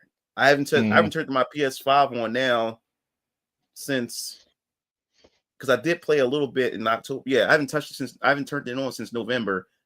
My Xbox get turned on the most because I watch Netflix with my daughter Right. Easy. Or while I'm editing videos, I got YouTube playing on my television screen with the YouTube app from my Xbox. But as far as gaming on the Xbox, I haven't gamed on that either in quite some time as well. So I gotta find time. I need to find time because I need to make some content, that revolves around me playing these particular games and stuff like that, So yep. So other than that, Tuesday we'll be doing that. I'll be gaming with Slender Dad, who's a member who runs Ascendant Arcade, which is part of Ascendant Art. Probably be gaming with him when I get done with doing this. And then we got our other nights of gaming, and then Friday I'll be on Ascendant Art. You got anything you want to plug outside of the book you got coming up? Oh yeah. I got I'm working on a Xeno series retrospective. Nice. That'll be coming out. The script is done. I just gotta make it into a video, gotta edit it and stuff like that. I gotta get a lot of B-roll footage. That's the thing about retrospective. I like them more than my other content. They're fun because I go back into my nostalgia and I'm passionate about the things that I talk about. But the thing is about putting that content together, man. It's getting the fucking B-roll, getting gameplay footage, sitting on the internet all day just collecting footage before I even start the goddamn video. So I'm dreading that. I spent the past few days getting a bunch of Xeno footage and stuff, and even getting my captured footage from some of my gameplay and stuff. So once I get all that done, then I'm able to put together a video. I also got a Zelda Breath of the Wild trilogy critique video where I critique all three and why I really didn't enjoy it. Because you have Breath of the Wild, Tears of the Kingdom, and Hyrule Warriors: Age of Calamity. Okay. That's the trilogy because since that's canon, that's canon to the series. I'm pretty much critiquing it, talking why that series is overhyped. I did not like that. Yeah, I didn't really like Breath of the Wild. I couldn't really. I didn't either. I'm so sad because Zelda was the first game again, I'm with you. But at least after Breath of the Wild, we did get the Link's Awakening remaster. Yeah, the only thing out of the Breath of the Wild series that I enjoyed was Hyrule Warriors. That's not even a traditional Zelda game, but I enjoyed that game more. And Tears of the Kingdom, I played the beginning, landed on the surface, and just turned it off. I said I can't play this. I don't think I'm ever going to play Tears of the Kingdom. I don't think I'm ever going to finish it because I thought they fixed issues. Some of the issues they did, but then it's still the same thing as Breath of the Wild. I was like, I'm not doing this again. No, I'm not doing this shit again. No. I mean, when it comes to Zelda, my two favorite ones, one is a conventional take, and the other people kind of look at me and go, "Really?" Which is favorite first one is Link to the Past, and then Wind Waker. Bro, all right. I always have a hard time ranking which one is my number one because first it was Ocarina of Time. Because, like I said, I have the NES of Legend of Zelda games, even Link's Quest and stuff. I also have Link to the Past on the SNES. I also have that too. But my love really kicked in once the Nintendo 64 released with Ocarina of Time. That's my love for Zelda cranked up like double a weller. And then there was Wind Waker. Wind Waker and Ocarina of Time is always fighting each other. But I'm starting to think that Wind Waker is going to take it. Now, the reason why Wind Waker impacts me the most is because, for one, I was a hater of that game when it was first revealed. Because you got to remember, when Nintendo had their own convention back in the day, there was like their own E3 called Space World. Remember they? I remember the hatred for that game when it first got revealed. Yeah. People were like, "What the hell is this?" Yeah, because remember they teased us with the tech demo of Legend of Zelda at Space World, where it looked realistic. It had Link and Ganondorf clashing their weapons together. And remember, we're jumping from, it was a massive leap. We were jumping from 64 to these graphics, and we seeing Link looking this realistic and Ganondorf. I lost my mind. And then we didn't see nothing of it until they revealed Wind Waker. I was like, what the fuck is this? What are they doing? Like, Nintendo, what are you doing? Like, what the hell is going on? So I was a big hater of it. But my God, when I bought the game at launch, it turned me into a believer. Because one, when it opened up, it alluded that it is connected to Ocarina of Time. The hero had left and never returned. I said, wait a minute. That was when Zelda sent young Link back to experience childhood. So in that timeline, I kept moving, so he's not there anymore. So I was like, Right. oh shit, like, and then they showed Ganondorf and stuff like that. I was like, oh my god. So I said, this has a connection. And then when you find out that Hyrule was sunken under the water, they do. It was the first Zelda game that, like new generation Zelda game that actually had a story Connection line to other games. other games, and it was a story. Because the other Zelda games, yeah, it was some story, but it wasn't about the story. It's more about the exploration, the puzzle solving, and stuff like that in the older games. But this one was a story. It had cutscenes. It pulled me in, and we got a chance to see that the Deku Sprout becomes a mass Deku tree. The Kokiri people evolve to tree branches, and then somehow the Zoras evolved to the Ritos. I don't know how that happened when the whole ocean it's ocean, but yet they turn to birds. Don't know how that fucking happened. But then what Gorons were pretty much almost like instinct and stuff like that. So it made me I fell in love with it because I hated everything about it. But when I got the game, it just you sound like a good friend of mine who big RPG fan, loved Final Fantasy. Like that was like his shit. He saw the trailer for Kingdom Hearts, the first one. His first reaction, he goes, no. And then his mom got it for him for Christmas. Right. Probably one of those going into GameStop, going, my son likes this kind of game. Yeah, what's new? And he was like, I was like, so how is it? He goes, it's surprisingly good. Like really good. Like he's like, oh God. He's like, I don't want to admit it but it's actually a really solid game. He's like, the Disney stuff isn't as obnoxious as I thought it was going to be. Yeah, like Kingdom Hearts was a shocker because a lot of people don't know. I remember when Game Pro, Kingdom Hearts was talked about around the time Final Fantasy VII became a success. They was already talking about Squaresoft and Disney was already talking about a partnership since the release of Final Fantasy VII. So that was long ago. Yeah. So I remember in Game Pro they had like Cloud and Donald Duck, and it was representing a partnership between Square and Disney. I was like, when I heard about this partnership, I said, what the fuck? So how the fuck is that going to work? Like how I can't see. Because if you think about it, Kingdom Hearts came out what, maybe 7 years after the release of Final Fantasy VII? Maybe. Yeah. And I read it. I'm like, this doesn't make fucking sense. I like somebody as serious and badass as Cloud interacting with Goofy and Donald Duck. I said that doesn't make sense. This shit is like dumb. But then we forgot all about it because there was no news about it after that. And then out of nowhere, at E3 they showed off beta footage or alpha footage of the game. I said, wait a minute, I remember reading this. And I seen the Disney characters and stuff. They didn't really show any Final Fantasy characters yet, but they showed the Disney stuff. And I said, okay. I said, it doesn't look bad. But then what happened was when the game finally came out, my dad always gets biased, report card time. Dad always, if we got a good report card, Dad will always take us out and get us a game and stuff. So during this time when Kingdom Hearts came out, Star Fox Dinosaur Planet came out too, the same day, I believe it was, for the GameCube. So I ended up getting Dinosaur Planet, and my brother Keo, he got Kingdom Hearts.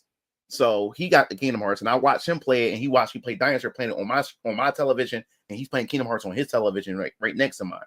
And I remember watching them play it, and I said, man, this game doesn't look bad at all.